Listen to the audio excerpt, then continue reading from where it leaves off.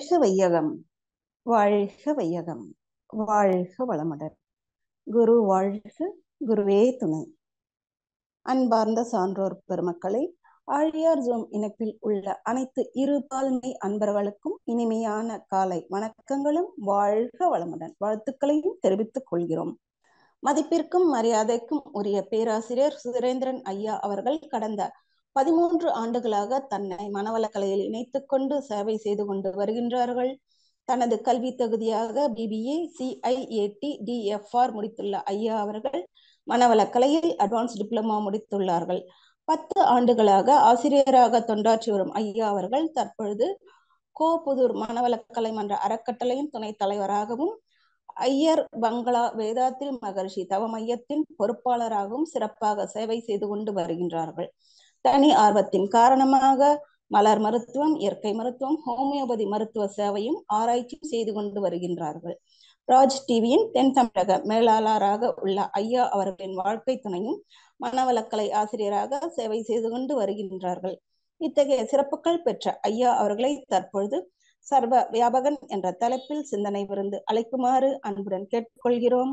வாழ்க வளமுடன் ஐயா, வாழ்க வளமுடன். கேட்குது. ரொம்ப மகிழ்ச்சி. உங்கள் அனைவரையும் இந்த இனிய காலை வேளையில இந்த ஜூம் இணையதள வகுப்பின் வழியாக சந்திப்பதில் பெரும் மகிழ்ச்சி அடைகின்றோம். ஆசான் அருட்தந்தை யோகிராஜ் வேதாத்ரி மகரிஷி அவர்களுடைய நோக்கமாகிய உலக சமாதானம், உலக அமைதி என்ற ஒரு நிலையை அடைவதற்காக, உலக அமைதி என்ற ஒரு நிலையை அடையும் வழிமுறையாக ஒவ்வொரு தனி மனிதனும் அமைதி பெற வேண்டும் என்ற எண்ணத்திலே சில தனி மனிதர்களால் இணைய பெற்றது குடும்பம், பல குடும்பங்களால் இணைய பெற்றது இந்த ஊர் சமுதாயம், பல ஊர்களால் இணைய பெற்றது இந்த நாடு, பல நாடுகளால் இணைய பெற்றது உலகம். எனவே உலக அமைதியின் தொடக்கம் என்பது ஒவ்வொரு தனி மனிதனிலிருந்து தொடங்க வேண்டும் என்ற அடிப்படையில் தனி மனித உடல் ஆரோக்கியத்திற்காக உடற்பயிற்சி முறைகளையும், உயிர் திணிவு பெற்று வலிமை பெற்று நீண்ட ஆயுள் பெறுவதற்கு காயகல்ப பயிற்சி முறைகளையும், மனம் அமைதி பெறுவதற்கு அகத்தவம் தியான பயிற்சி முறைகளையும், மனம் தெளிவு பெற்று அறிவிலே உயர்வு பெறுவதற்கு அகத்தாய்வு பயிற்சி முறைகளையும் மனவளக்கலை என்ற பெயரிலே தொகுத்து வைத்திருக்கின்றார்கள் ஆசான் அருட்தந்தை யோகிராஜ் வேதாத்ரி மகரிஷி அவர்கள். இந்த உன்னதமான உலக சமாதானம், உலக அமைதி என்ற ஒரு திட்டத்திலே இணைத்துக் கொள்வதன் பொருட்டு இந்த பயிற்சி முறைகளை முறையாக செய்து வருவோம் என்று உறுதிமொழி ஏற்றுக்கொண்டு சங்கல்பம் செய்து கொண்டு இன்றைய இந்த நிகழ்வினை எல்லாம் வல்ல பேராற்றலையும் ஆசான் அருட்தந்தை யோகிராஜ் வேதாத்ரி மகரிஷி அவர்களையும் பிரபஞ்சம் முழுவதும் நிறைந்திருந்து நம்ம எப்பொழுதும் வழிநடத்தி கொண்டிருக்கக்கூடிய அனைத்து குருமார்களையும் வணங்கி இந்த நிகழ்வை தொடங்குகிறோம். வாழ்க வளமுடன், வாழ்க வளமுடன், வாழ்க வளமுடன். ரொம்பவும் ஒரு மகிழ்ச்சிக்குரிய ஒரு நேரம், மகிழ்ச்சியான மனநிலையில் மகிழ்ச்சியாக துரியதவம் இயற்றி இந்த இனிய காலை வேளையில எல்லாம் வல்ல பேராற்றலை பற்றிய ஒரு சிந்தனையை நாம் துவங்கி இருக்கிறோம்.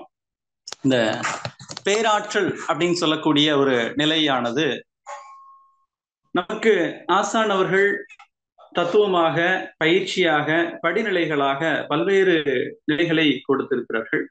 இன்றைக்கு நாம் அதை சர்வ வியாபகன் அப்படின்ற ஒரு தலைப்புல நாம் சிந்தனைக்கு எடுத்துக்கொள்கிறோம். இந்த சர்வ வியாபகன் அப்படின்ற ஒரு தலைப்பிற்கான ஒரு பொருளாக இந்த சுத்தவெளியானது தன்னையே இறுக்கிக் கொண்டு சூழ்ந்தி அழுத்தி கொண்டு அந்த சூழ்ந்த அழுத்தத்தின் தன்மையினாலே நொறுங்கி துகள்களாக, அந்த நொறுங்கிய துகள்கள் தன்னிருக்க சூழ்ந்த அழுத்தத்தினுடைய காரணத்தினாலே தற்சுழற்சி பெற்று அந்த தற்சுழற்சியினால் அருகாமையில் இயங்கிக் கொண்டிருக்கக்கூடிய துகள்களை, நொறுங்கிய இறை துகள்களை ஒன்றிணைத்து கொண்டு கொத்து இயக்கமாக விண்ணாக செயல்படுகிறது. அந்த விண் என்ற ஒரு நிலையிலிருந்து இதே தற்சுழற்சி, தன்னிருக்க சூழ்ந்த அழுத்தத்தின் காரணமாக ஏற்படும் தற்சுழற்சியின் காரணமாக கொத்து இயக்கமாக அதற்கு அடுத்தபடியாக காற்று, நெருப்பு, நீர், நிலம் என்ற அந்த பஞ்சபூதங்களாக, பஞ்சபூத தன்மையிலிருந்து ஓரறிவு தாவரம் முதற்கொண்டு 6வது அறிவு சிறப்பு பெற்ற நிலையிலே மனிதன் என்ற நிலையிலே நாம் வந்திருக்கிறோம். இப்படி எடுத்துக்கொண்டு பார்த்தோமானால் இந்த சுத்தவெளியானது மனிதனாக வந்திருக்கிறது என்பதுதான் இந்த சுத்தவெளியினுடைய கதையாக, நம்முடைய கதையாக இருந்து கொண்டிருக்கிறது. இந்த சுத்தவெளி என்னவாக இயங்கிக் கொண்டிருக்கிறது, எனக்குள்ளாக என்னவாக இயங்கிக் கொண்டிருக்கிறது என்பதை நாம் பார்த்தோம் அப்படின்னு சொன்னோம் அப்படின்னா, சுத்தவெளியானது எனக்குள்ளாக அறிவாக இயங்கிக் கொண்டிருக்கிறது. ஜட பொருட்கள்ல நமக்கு வடிவம், குணம், இயக்க ஒழுங்காகவும், உயிர் பொருட்கள்ல வடிவம், குணம், இயக்க ஒழுங்கோடு உணர்தல், துய்த்தல், பிரித்துணர்தல் என்ற ஒரு சிறப்பாகவும் இயங்கிக் கொண்டிருக்கிறது. அப்ப நான் இங்கே அனுபவிக்கக்கூடிய இந்த பஞ்ச இந்திரியங்களுடைய அனுபவங்கள், அதை என்ன சொல்கிறோம் அப்படின்னு சொல்லி கேட்டோம் அப்படின்னா, அறிவு என்ற ஒரு வார்த்தையை பயன்படுத்துகிறோம். அந்த மகிழ்ச்சி அவங்க கொடுத்திருக்கக்கூடிய அறிவு என்ற வார்த்தையோடு இன்னொரு வார்த்தையாகவும் கொடுத்திருக்கிறாங்க. பஞ்ச தன்மாத்திரை அப்படின்ற ஒரு வார்த்தையை கொடுத்திருக்கிறாங்க. அப்ப இந்த இந்த விளக்கங்களுக்குள்ள நாம் ஒரு சின்ன எளிய தீர்வுக்கு வந்துடலாம். என்னன்னு சொல்லி கேட்டோம் அப்படின்னா, சுத்தவெளிதான் எல்லாமாகவும் உள்ளது அப்படின்ற ஒரு தீர்வுக்கு வந்துட முடியும்.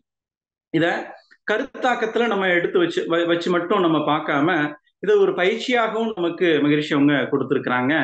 இந்த பயிற்சிகளை நாம் முறையாக கடைபிடித்து வரும் பொழுது எல்லாவற்றிற்குள்ளும் இறைநிலையே இருந்து இயங்கிக் கொண்டிருக்கிறது, சர்வ வியாபகமாக இருக்கிறது அப்படின்ற ஒரு தெளிவான நிலைக்கு நாம் அடைய முடியும் அப்படின்றதுதான் இன்றைய நமது சிந்தனையில நாம பார்க்க இருக்கிறோம். அத என்ன சொல்றாங்க அப்படின்னு சொல்லி கேட்டோம் அப்படின்னா, அந்த கடவுளை பற்றி அறிவதற்கு, அந்த சர்வ வியாபகனை பற்றி அறிவதற்கு நாம் என்ன செய்ய வேண்டும்? அதாவது வற்றாயிருப்பு, பேராற்றல், பேரறிவு, காலம் என்ற வளம் நான்கையும் ஒன்றிணைந்த பெரு வெளியான தெய்வம் என்று மகிழ்ச்சி அவர்கள் சொல்கிறார்கள். அந்த எல்லாம் வல்ல தெய்வமானது எங்கும் உள்ளது நீக்கமற அப்படின்னு சொல்லி சொல்றாங்க. எல்லா இடத்திலும் நீக்கமற நிறைந்திருக்கிறது. அதையே நாம் சர்வ வியாபகன் என்ற ஒரு பொருளை நாம் எடுத்திருக்கிறோம். அந்த சர்வ வியாபகனாக சொல்லால் மட்டும் நம்பாதே, நீங்கள் அதை சொல்லால் மட்டும் என்ன செய்ய வேண்டாம், நம்ப வேண்டாம், அதை சுயமாக சிந்தித்தே தெளிய வேண்டும் அப்படின்றத சொல்றாங்க. அத நாம் இந்த சுய சிந்தனைக்கு நாம் செல்லக்கூடிய நிலைதான் இன்றைய நம்ம தத்துவத்துல நாம் எடுத்துக்கொள்ள இருக்கிறோம். காந்த நிலை அறியாமல் கடவுள் நிலை அறிவதோ, காந்த நிலை அறியாமல் கடவுள் நிலை அறிவதோ, கருமையம் அறியாமல் அறிவதனை அறிவதோ, மாந்தராக வாழுகின்ற மாண்புடைய எவருக்கும் மாற்று வழி தத்துவத்தில் விஞ்ஞானத்தில் இல்லையே, காந்த ஆற்றல் உட்பொருள் கருமையத்து உட்பொருள் கடவுள் எனும் இருக்க ஆற்றல் இதே, காந்தம் என்ற நிழல்கள் விண்கள் தன் மாத்திரை ஐந்துமாய் கடைநிலையில் மனதுமாய் கலந்துள்ளது வெளியோடு அப்படின்னு சொல்லி சொல்றாங்க. அதாவது மனமாக இருந்து எதோடு கலந்திருக்கிறது? இறைநிலையோடு, அந்த இறை வெளியோடு கலந்திருக்கிறது. கடைநிலைதான், நீங்கள் அந்த இறைவனுடைய கடைசி நிலைதான் மனமாக இருக்கிறது. ஒரு முனை மனது, மறுமுனை தெய்வம். The other end of your mind is consciousness god அப்படின்னு சொல்லி சொல்றாங்க. அந்த சர்வ மனம் என்பது செல்ல முடியாத இடம் என்பது இல்லை அப்படின்றதையும் நமக்கு தெளிவாக வலியுறுத்தி சொல்லியிருக்கிறாங்க. மகிழ்ச்சியினுடைய வார்த்தைகள் பார்த்தீங்க அப்படின்னா, அந்த சுயமாய் சிந்தித்தே தெளிவாய் அப்படின்ற நிலையில ஒன்னையும் நம்ம ஆராய்ச்சிக்குள்ள நுணுகி நுணுகி நுணுகி நுணுகி செல்லும் பொழுது நமக்கு இந்த விளக்கங்கள் அப்படின்னு சொல்லக்கூடியது நம்முடைய வாழ்வியலாக மாறும் அப்படின்றது உண்மை. எளிய ஒரு உதாரணமா எடுத்துக்கிட்டோம் அப்படின்னா, இந்த பிசிக்கல் பாடி அப்படின்னு சொல்லக்கூடியத, அப்ப இந்த மனம் என்பது எங்கிருந்து இயங்கி கொண்டிருக்கிறது அப்படின்னு சொல்லி கேட்டோம் அப்படின்னா, இந்த உடல் தான் அதற்கான இப்போதைக்கு மனம் பயணிக்கக்கூடிய ஒரு வாகனமாக இருக்கிறது. உள்ளம் பெருங்கோவில் ஊனுடம்பு ஆலயம் கள்ளப்புலனைந்தும் காளாமணி விளக்கே அப்படின்னு சொல்லி சொல்றாங்க. சரிங்களா? இந்த இடத்துல உடலை பற்றி, உயிரை பற்றி, மனதை பற்றி நாம் சிந்தனைக்கு எடுத்துக்கொள்ளாமல் நம்ம என்ன செய்ய முடியாது? தன்னை அறிய தனக்கு ஒரு கேடில்லை, திருமூலருடைய வார்த்தைகளாக சொல்லியிருக்கிறாங்க. தன்னை அறிய தனக்கு ஒரு கேடில்லை. The self realization, the purpose of life is self realization அப்படின்னு சொல்லியிருக்காங்க. அந்த என்னை உணர வேண்டு, என்னை யான் அறிய வேண்டி இறைவா நீயே என் குருவாய் வந்தாய் அப்படின்னு சொல்லியிருக்காங்க. அதாவது இறைவனே நமக்கு குருவாக வந்திருக்கிறார். இறைவனே குருவாக வந்து நான் இறைவன் என்று சொல்லவில்லை, நீயும் இறைவனாகத்தான் இருக்கிறாய். நம்ம சதுர் வேதங்கள் என்று சொல்லக்கூடிய இந்த ரிக் யஜுர் சாம அதர்வண வேதங்கள் சொல்லக்கூடியது என்னன்னு சொல்லி கேட்டோம் அப்படின்னா, நமக்கு தத்துவமசி, அகம் பிரம்மாஸ்மி, பிரஜானம் பிரம்மம், அயனாம்சம் பிரம்மம் என்ற ஒரு வார்த்தைக்குள்ளாக இறைவனே நீயாக இருக்கிறாய், அதுவே நீயாக இருக்கிறது என்ற ஒரு தெளிவை, தத்துவத்தை நமக்கு பல்வேறு மகான்கள் கூறியிருந்தாலும் நம்முடைய குருபிரான் வேதாத்ரி மகரிஷி அவர்கள் எளிய வார்த்தைகளை பாமர மக்களும் புரிந்து கொள்ளக்கூடிய வார்த்தைகள்ல இத கொடுத்திருக்கிறாங்க. இந்த வகையில இந்த உடலுக்குள்ளாக இறைநிலை எப்படி இயங்கி கொண்டிருக்கிறது அப்படின்றத நம்ம முதல்ல எடுத்துக்கொண்டோம் அப்படின்னா, நமக்கு அடுத்த நிலைகள்ல வந்து நமக்குள்ள இருக்கிறத உணர்ந்து கொண்டோம் அப்படின்னா அதுதான் எல்லா இடத்துலயும். ஏன்னா அந்த அண்டத்தில் உள்ளதுதான் பிண்டத்துல இருக்கு, பிண்டத்துல உள்ளதுதான் அண்டத்துல இருக்கு அப்படின்றத நமக்கு முன்னோர்கள் சொல்லி இருக்கிறாங்க. அந்த அண்டத்தில் இருக்கக்கூடிய அனைத்து தத்துவங்கள், அதனுடைய விளக்கங்கள் அத்தனையும் இந்த கருவுடலான பிண்டத்திற்குள்ளாக நாம் முடியும். அப்ப முதல்ல நம்ம அடிப்படையில எதை பற்றி சிந்திக்க வேண்டும் அப்படின்னு சொல்லி கேட்டோம் அப்படின்னா, நம்முடைய உடலை பற்றி மட்டுமே சிந்திக்க வேண்டும், உயிரை பற்றி மட்டுமே சிந்திக்க வேண்டும், மனதை பற்றி மட்டுமே சிந்திக்க வேண்டும், நம்முடைய அறிவை பற்றி மட்டுமே நாம் சிந்தனைக்கு எடுத்துக்கொள்ள வேண்டும். அதுதான் முதலே நம்ம சொன்னோம். உடல், உயிர், மனம், அறிவு என்ற 4 நிலைகளை பற்றி நமக்கு எடுத்து தெரிந்து கொண்டோம் அப்படின்னு சொல்லி கேட்டோம் அப்படின்னா, இந்த உடலுக்குள்ளாக பல ரகசியங்கள் அடங்கி இருக்கிறது. இந்த உடலுக்குள்ளாக பல்வேறு ரகசியங்கள் அடங்கி இருக்கிறது. அதை அடிப்படையில எடுத்து பார்த்தோம் அப்படின்னா, இந்த உடல்ல வந்து பார்த்தோம் அப்படின்னா, நம்ம காலையில சாப்பிடக்கூடிய உணவாக இருக்கட்டும், சரிங்களா, காலையில நம்ம எழுந்த உடனே பயன்படுத்தக்கூடிய ஒரு பொருட்கள்லையும் அந்த பொருள் என்னோட உடலுக்குள்ள என்ன மாற்றங்களை ஏற்படுத்துகிறது, என்னென்ன மாற்றங்களை ஏற்படுத்துகிறது அப்படின்றத ஒரு சிந்தனையில எடுத்து பார்த்தோம் அப்படின்னா, நாம சாப்பிடக்கூடிய உணவானது ரசமாக, ரத்தமாக, தசையாக, கொழுப்பாக, மஜ்ஜையாக, கொழுப்பாக, எலும்பாக, மஜ்ஜையாக, சுக்கிலமாக, இந்த சப்த தாதுக்களாக மாற்றம் பெறுகிறது. இந்த சப்த தாதுக்கள்ல நம்ம சாப்பிடக்கூடிய சாப்பாட்டுல வந்து இன்னைக்கு பல ப்ராசஸ் நடக்குது. இந்த ப்ராசஸ்ல வந்து நம்ம உடலுக்கு தேவையான சத்துக்களும் அந்த உணவுல இருக்கு, உடலுக்கு தேவையற்ற சத்துக்களும் அந்த உணவுல இருக்கு. இந்த தேவையானது தேவையற்றது அப்படின்றத பிரித்து நம்ம சொல்லுவோம். அதாவது அந்த உயிர் பொருட்கள் அறிவு எவ்வாறு இயங்கி கொண்டிருக்கிறது அப்படின்னு சொல்லி கேட்டோம் அப்படின்னா, அது உணர்தல், துய்த்தல், பிரித்துணர்தல் அப்படின்ற வார்த்தைகள்ல நம்ம சொல்லிடுறோம். இந்த உணர்தல், துய்த்தல், பிரித்துணர்தல் அப்படின்றது, பசி என்பதை நாம் உணர்கிறோம், உணவை எடுத்துக்கொள்கிறோம். பசி என்பது உணர்வு. அந்த உணர்வு ஏற்பட்டவுடன் நம்ம என்ன செய்யறோம், உணவை எடுத்துக்கொள்வது துய்த்தல், சரிங்களா. அப்ப துய்த்தல் நிலை முடிந்த உடனே அந்த உணவிலே என்னென்ன சுவைகள் இருக்கிறது, அந்த சுவையில் என்னென்ன சத்துக்கள் இருக்கிறது, இந்த இரண்டையும், அந்த சுவையை உணர்வது என்பது புலன் அறிவு, சுவையை உணர்வது என்பது புலன் அறிவு. அந்த சுவை, சாப்பிட்ட உணவில் இருக்கக்கூடிய சுவை கடந்த பின்பு நாம் அந்த இரைப்பைக்கு சென்ற பின்பு, உணவு குழாய்க்கு சென்ற பின்பு அதை எந்த வழியாக முழுமையாக பயணம் செய்ய வேண்டும், அந்த பயணத்தில் எந்த இடத்தில் அது அடுத்த கட்ட மாற்றத்திற்கு, தன்மாற்றத்திற்கு ப்ராசஸ் அந்த நடைமுறைப்படுத்த வேண்டும் அப்படின்ற அறிவு உள்ள இருந்து நமக்குள்ள செயல்பட்டு இருக்கு. அந்த உணவுல இருந்து சத்துக்களை மட்டும் தனியாக பிரித்து எடுக்கக்கூடிய ஒரு வேலையை செஞ்சுட்டு இருக்கு. உணவுல இருக்கக்கூடிய சத்துக்களை மட்டும் தனியாக பிரித்து எடுக்கக்கூடிய வேலை. அந்த உணவுல இருக்கக்கூடிய சத்துக்களை தனியாக பிரித்து எடுத்துக்கொண்டு அதிலே எந்த பொருளோடு நாம் கலந்தால் அந்த உடலுக்கு பயனுள்ளதாக இருக்கும். நம்ம வெளியில இருந்து நாம செய்து கொண்டிருப்போம். ஒரு 3 கிலோ எடையுள்ள ஒரு உயிராக நாம் இந்த மண்ணிலே ஜனித்தோம். அந்த 3 கிலோ எடையுள்ள இந்த உடலானது, இந்த உயிரானது தற்பொழுது கிட்டத்தட்ட வந்து ஒரு 60 கிலோ 70 கிலோ அப்படின்ற அடிப்படையில மாறி வந்திருக்கு அப்படின்னு சொல்லி கேட்டோம் அப்படின்னா, இது ஒரு பல்வேறு ப்ராசஸ் நம்ம உடம்புக்குள்ள நடந்துட்டு இருக்கு. இந்த நம்ம மருத்துவ ரீதியாக ஒரு 200-300 ஆண்டுகளாக நாம கண்டுபிடித்து கொண்டிருக்கிறோம். என்ன கண்டுபிடிச்சிருக்கிறோம் அப்படின்னு சொல்லி கேட்டோம் அப்படின்னா, இந்த ரசாயனங்களுக்கு பல்வேறு பெயர்களை வச்சிருக்கிறோம். இந்த வேதிப்பொருட்களுக்கு பல்வேறு பெயர்களை நாம் வைத்திருக்கிறோம். இந்த வேதிப்பொருட்களை உள்ளிருந்து நமக்குள்ளாக ப்ராசஸ் பண்ணக்கூடிய, அந்த தன்மாற்றம் அடையக்கூடிய ஒரு வேலையை யார் செய்யறது அப்படின்னு சொல்லி கேட்டோம் அப்படின்னா, இந்த உடலுக்குள்ளாக எல்லாம் வல்ல பேராற்றலை சர்வ வியாபக தன்மையோடு இருக்கிறது.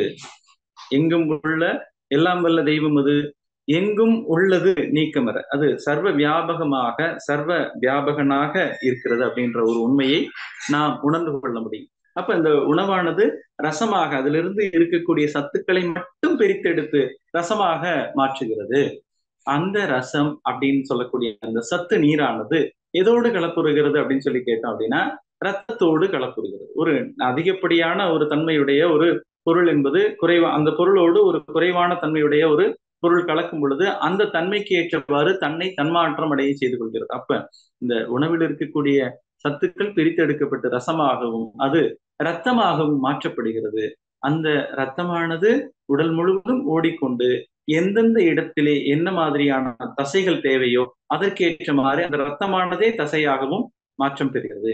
அந்த தசையிலிருந்து சத்துக்களை பிரித்து எடுத்துக்கொண்டு அது என்ன செய்யுதுன்னு சொல்லி கேட்டோம் அப்படின்னா, அதுல எண்ணெய் சத்துக்கள் அந்த உடல்ல இருக்க நம்ம எடுக்கக்கூடிய உணவுல இருக்கக்கூடிய சத்துக்களுடைய தன்மைக்கு ஏற்றவாறு கொழுப்பாக, அடுத்த கட்டமாக எலும்பாகவும் மஜ்ஜையாகவும் சுக்கிலமாகவும் மாற்றங்களை ஏற்படுத்தி கொண்டிருக்கிறது. அப்ப இந்த உலக நம்முடைய அந்த அறிவானது எப்படி செயல்பட்டு கொண்டிருக்கு அப்படின்னா, மகரிஷி சொல்றாங்க பூரண அறிவு குறுகிய ஆற்றல் அப்படின்னு சொல்லி சொல்றாங்க. இப்ப அந்த எல்லாம் வல்ல பேராற்றல் அப்படின்னு சொல்லக்கூடியது எனக்குள்ளாக நிறைந்து இருக்கிறது. எல்லாம் வல்ல பேராற்றல் எனக்குள்ளாக நிறைந்திருந்தாலும் நான் எல்லாம் வல்ல பேராற்றல் செய்யக்கூடிய அத்தனை செயல்பாடுகளையும் நான் செய்துவிட முடியுமா? எல்லா செயல்பாடுகளையும் நான் செய்துவிட முடியுமா அப்படின்னு சொல்லி கேட்டோம் அப்படின்னா என்ன சொல்றாங்க அப்படின்னு சொல்லி கேட்டானா, அது வந்து கடல்ல இருக்கும்போது அது வந்து கடல் தண்ணி, அந்த தண்ணியில வந்து நம்ம கப்பல் விடலாம். ஆனா அந்த தண்ணியை நான் வந்து ஒரு குடத்துல எடுத்துட்டு வந்து அதுல கப்பல் விட முடியுமா அப்படின்னு சொல்லி கேட்டோம் அப்படின்னா அது முடியாது. அப்ப இந்த நிலையில நமக்கு வந்து அந்த பூரண ஆற்றலானது எனக்குள்ளாக இருந்து இயங்கிக் கொண்டிருக்கும் போது குறுகிய அறிவாக செயல்பட்டு கொண்டிருக்கிறது. நான் அப்படின்னு சொல்லக்கூடியது தான் தனது அப்படின்ற அந்த பொருளுடைமை, பொருள் பற்றும் அதிகார பற்றும் நமக்குள்ளாக அந்த சுத்தவெளியானது தன்னையே இறுக்கி சூழ்ந்து அழுக்கி கொண்டு மனிதன் அப்படின்ற ஒரு நிலையில வந்த பின்பு இந்த பயணத்திலேயே ஏற்பட்ட அனுபவங்கள் என்னவாக இருக்கிறதுன்னு சொல்லி கேட்டோம் அப்படின்னா, இந்த பயணத்தில் ஏற்பட்ட அனுபவங்கள் 3 களங்கங்களாக, அந்த 3 களங்கங்கள் தான் தனது என்ற ஆணவம், கண்மம், மாயை, அந்த ஆணவத்தினுடைய தன்மை அடுத்த கட்டமாக தான் தனது என்ற ஒரு தம்பதியாக, பொருத்தமில்லாத தம்பதியாக இருந்து அந்த தான் தனது என்ற பொருத்தமில்லாத தம்பதிக்கு பிறக்கக்கூடிய குழந்தைகளாக 6 தீய குணங்கள். அந்த தீய குணங்கள் அப்படின்னு சொல்லி சொன்னோம் அப்படின்னா அது வந்து மயக்க நிலை, மாயையில இருக்கு. அந்த தீய குணங்கள் இருக்கும் பொழுது இந்த சர்வ வியாபக தன்மையினுடைய இறை அருளை நான் உணர முடியாது. சர்வ வியாபக தன்மையினுடைய இறை அருளை நான் என்ன செய்ய முடியாது, உணர முடியாது. இதுதான் மகரிஷி அவங்க சொல்றாங்க. அப்ப எப்ப நான் அதை உணர முடியும் அப்படின்னு சொல்லி கேட்டோம் அப்படின்னா, எனக்குள்ளாக நான் இந்த ஒரு சுவையை சுவைத்துக் கொண்டிருக்கிறேன் அப்படின்னு சொல்லி சொன்னோம் அப்படின்னா, இந்த ஆணவம், கண்மம், மாயை. ஆணவம் என்பது இந்த தான் தனது என்ற பொருத்தமில்லாத தம்பதியாக மாறி 6 தீய குணங்களாக மாறி பஞ்சமா பாதகங்கள், கொலை, கொள்ளை அப்படின்ற மாதிரியான பஞ்சமா பாதகங்களை செய்வதற்கு ஒரு காரணியாக, தூண்டுகோலாக அமைந்து விடுகிறது அப்படின்றத நமக்கு சொல்லியிருக்காங்க. இந்த கண்மம் என்று சொல்லக்கூடிய சஞ்சித பிராரப்த கர்ம வினைகள் நமக்கு என்னவாக இருக்குன்னு சொல்லி கேட்டோம் அப்படின்னா, நம்முடைய பழக்க பதிவாக இருந்து கொண்டிருக்கிறது. இந்த பழக்கத்திலிருந்து நாம் விளக்கத்திற்கு வந்து ஆக வேண்டும். இந்த விளக்கம் என்பது என்னன்னு சொல்லி கேட்டோம் அப்படின்னா, இறைவன் எங்கும் நீக்கமர நிறைந்து இருக்கிறான். இறைவன் எங்கும் நீக்கமர நிறைந்து இருக்கிறான். இதுதான் வந்து அந்த காந்தம் அப்படின்ற ஒரு ஆற்றலை நாம் உணர்ந்து கொண்டோம் அப்படின்னு சொல்லி சொன்னோம் அப்படின்னா, அந்த இறைநிலையையும் அதனுடைய தன்மாற்றமாகிய பிரபஞ்சத்தையும் அதிலிருந்து உருவான உயிர்களுடைய இயக்கத்தினுடைய அத்தனை ரகசியங்களையும் உணர்ந்து கொள்ள முடியும் அப்படின்றது சொல்றாங்க. முந்தையோர்கள் அகத்தவத்தால் முற்றுணர்ந்த போதிலும் மொழிவதற்கு உமையின்றி முட்டி மோதி நின்றனர். இந்த நாள் விஞ்ஞானமோ ஏற்றம் பெற்றதால் அதை இயங்கிடும் மின்சாரம் மூலம் எல்லோருக்கும் உணர்த்தலாம். இந்த மின்சாரத்தை நாம் பயன்படுத்தி கொண்டிருக்கிறோம். இந்த மின்சாரத்தில் நாம் பயன்படுத்தும் பொழுது அதுல மின்சாரம் இருக்கா இல்லையா அப்படின்றத ஒரு வயரை எடுத்து பார்த்தோம் அப்படின்னா அதுல வந்து நமக்கு காட்சியாக என்ன செய்ய முடியாது, உணர முடியாது. ஆனால் நாம் தொட்டு பார்த்தோம் அப்படின்னு சொல்லி சொன்னோம் அப்படின்னா நமக்கு உணர முடியும். அது மாதிரி இந்த காந்தம் என்பது இருக்கா இல்லையா அப்படின்றத வந்து நம்ம பார்த்தீங்க அப்படின்னா என்ன செய்ய முடியாது, நம்ம காட்சியாக காந்தத்தை என்ன செய்ய முடியாது, உருவகப்படுத்தி காட்சியாக அந்த காந்தம் தான் காட்சியாக உருவாகிறது. ஆனால் நாம் காட்சியை மட்டும் பார்க்கிறோம், அந்த காந்த தன்மையை உணரவில்லை. இதுதான் வந்து அடிப்படையான ஒரு புரிதல், நம்ம ஏற்படுத்திக் கொள்ள வேண்டிய புரிதல். நமக்கு வந்து பாத்தீங்க அப்படின்னா அங்கிங்கெனாதபடி எங்கும் பிரகாசமாய் ஆனந்த பூர்த்தியாகி அருளோடு நிறைந்து இருக்கிறது. அருளோடு இங்க இருக்கு அங்க இருக்குன்னு சொல்லாம அங்கிங்கனாதபடி எங்கும் பிரகாசமாக நிறைந்திருக்கிறது. அது சர்வ வியாபகமாக இருக்கிறது. எங்கும் நீக்கமர நிறைந்த அனைத்து அடக்க பூரண பொருள், அனைத்து அடக்க பூரண பொருளாக இருக்கு. அனைத்தையும் அடக்கியது அப்படின்னு சொல்லி சொன்னோம் அப்படின்னா அங்க சுத்தவெளி, பிரபஞ்சம், இந்த நம்ம பேரியக்க மண்டலம் சொல்லக்கூடிய இந்த பிரபஞ்சம், அதற்கு உள்ளடக்கிய கோள்கள், அதுல இருக்கக்கூடிய பூமி, இந்த பூமியில இருக்கக்கூடிய உயிர்கள், அதுல ஒருதனா இருக்கக்கூடிய நான், இது அத்தனையுமே எங்க இருக்குன்னா ஒன்றாக இருக்கிறது அப்படின்றத மகிழ்ச்சி அவங்க சொல்றாங்க. அனைத்தடக்க பூரண பொருள் அப்படின்னு சொல்லி சொல்றாங்க. அப்ப எல்லாவற்றையும் அடக்கி வைத்திருக்கக்கூடிய ஒரு பொருள் அது எங்கும் நிறைந்தது இருக்கிறது. எல்லாவற்றையும் உள்ள இருக்கு. மகிழ்ச்சி அவங்க சொல்லும் போது எளிய தத்துவமாக சொல்லுவாங்க. நீங்க ஒரு பயிரை ஒரு நீருக்குள்ள ஊற வச்சீங்க அப்படின்னா நீர் முதல்ல நீர் வேறாகவும் பயிர் வேறாக இருக்கும். அந்த நீருக்குள்ள பயிரை போட்டாயிச்சு அப்படின்னு சொல்லி சொன்னோம் அப்படின்னா அந்த பயிருக்குள்ளாக முழுவதும் நீர் நிரம்பி இருக்கிறது, நீர் நிறைந்து இருக்கிறது அப்படின்றத சொல்லியிருக்காங்க. அந்த வகையில இந்த நமக்குள்ளாக எப்ப நான் வேறு அந்த இறைத்தன்மை வேறு அப்படின்ற நிலையில இந்த அனைத்தடக்க பூரண பொருளையும் இந்த சர்வ வியாபக தன்மையையும் நாம் என்ன செய்ய முடியாது அப்படின்னு சொல்லி கேட்டோம் அப்படின்னா உணர்ந்து கொள்ள முடியாது. அப்ப நானும் அந்த அனைத்தடக்க பூரண பொருளான சர்வ வியாபகனான அந்த இறைநிலையும் ஒன்று அப்படின்ற ஒரு நிலையை, ஒரு உணர்வை நான் பெறுவதற்கு என்ன செய்யணும் அப்படின்னு சொல்லி கேட்டோம் அப்படின்னா அந்த காந்த தன்மையை உணர்ந்து கொள்ள வேண்டும். காந்த தன்மையை உணர்ந்து கொள்ள வேண்டும். அந்த காந்தத்தை சொல்றாங்க, எப்படி சொல்றாங்கன்னு சொல்லி கேட்டோம்னா உள்ளும் புறமும் உள்ளதெல்லாம் தானாகும் வெள்ளம் ஒன்று உண்டாம் அதனை தெய்வம் என்பார் வேதியரே அப்படின்னு சொல்லி சொல்றாங்க. எனக்குள்ளாகவும் எனக்கு வெளியிலும் என்ன செஞ்சிட்டு இருக்கு, இங்க இருக்கக்கூடிய அனைத்தும் தானாக இருக்கிறது, அதை வெள்ளம் என்பார் வேதியரே அப்படின்னு சொல்லி சொல்றாங்க. இதுல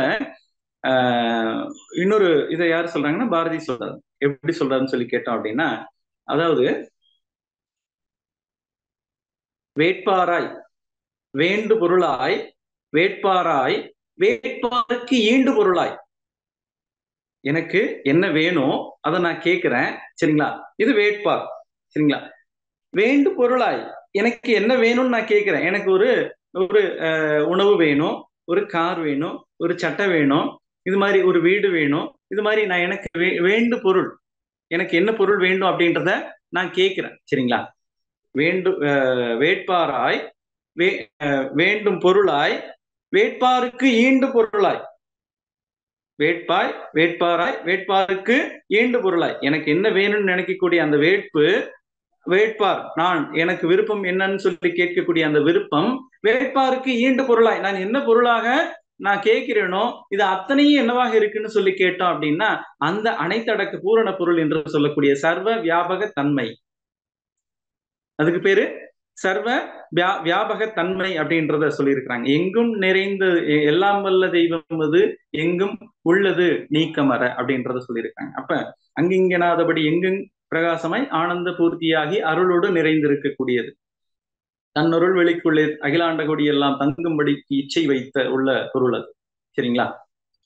மன வாக்கினில் தட்டாமல் நின்றது அப்படின்னு சொல்லி சொல்றாங்க.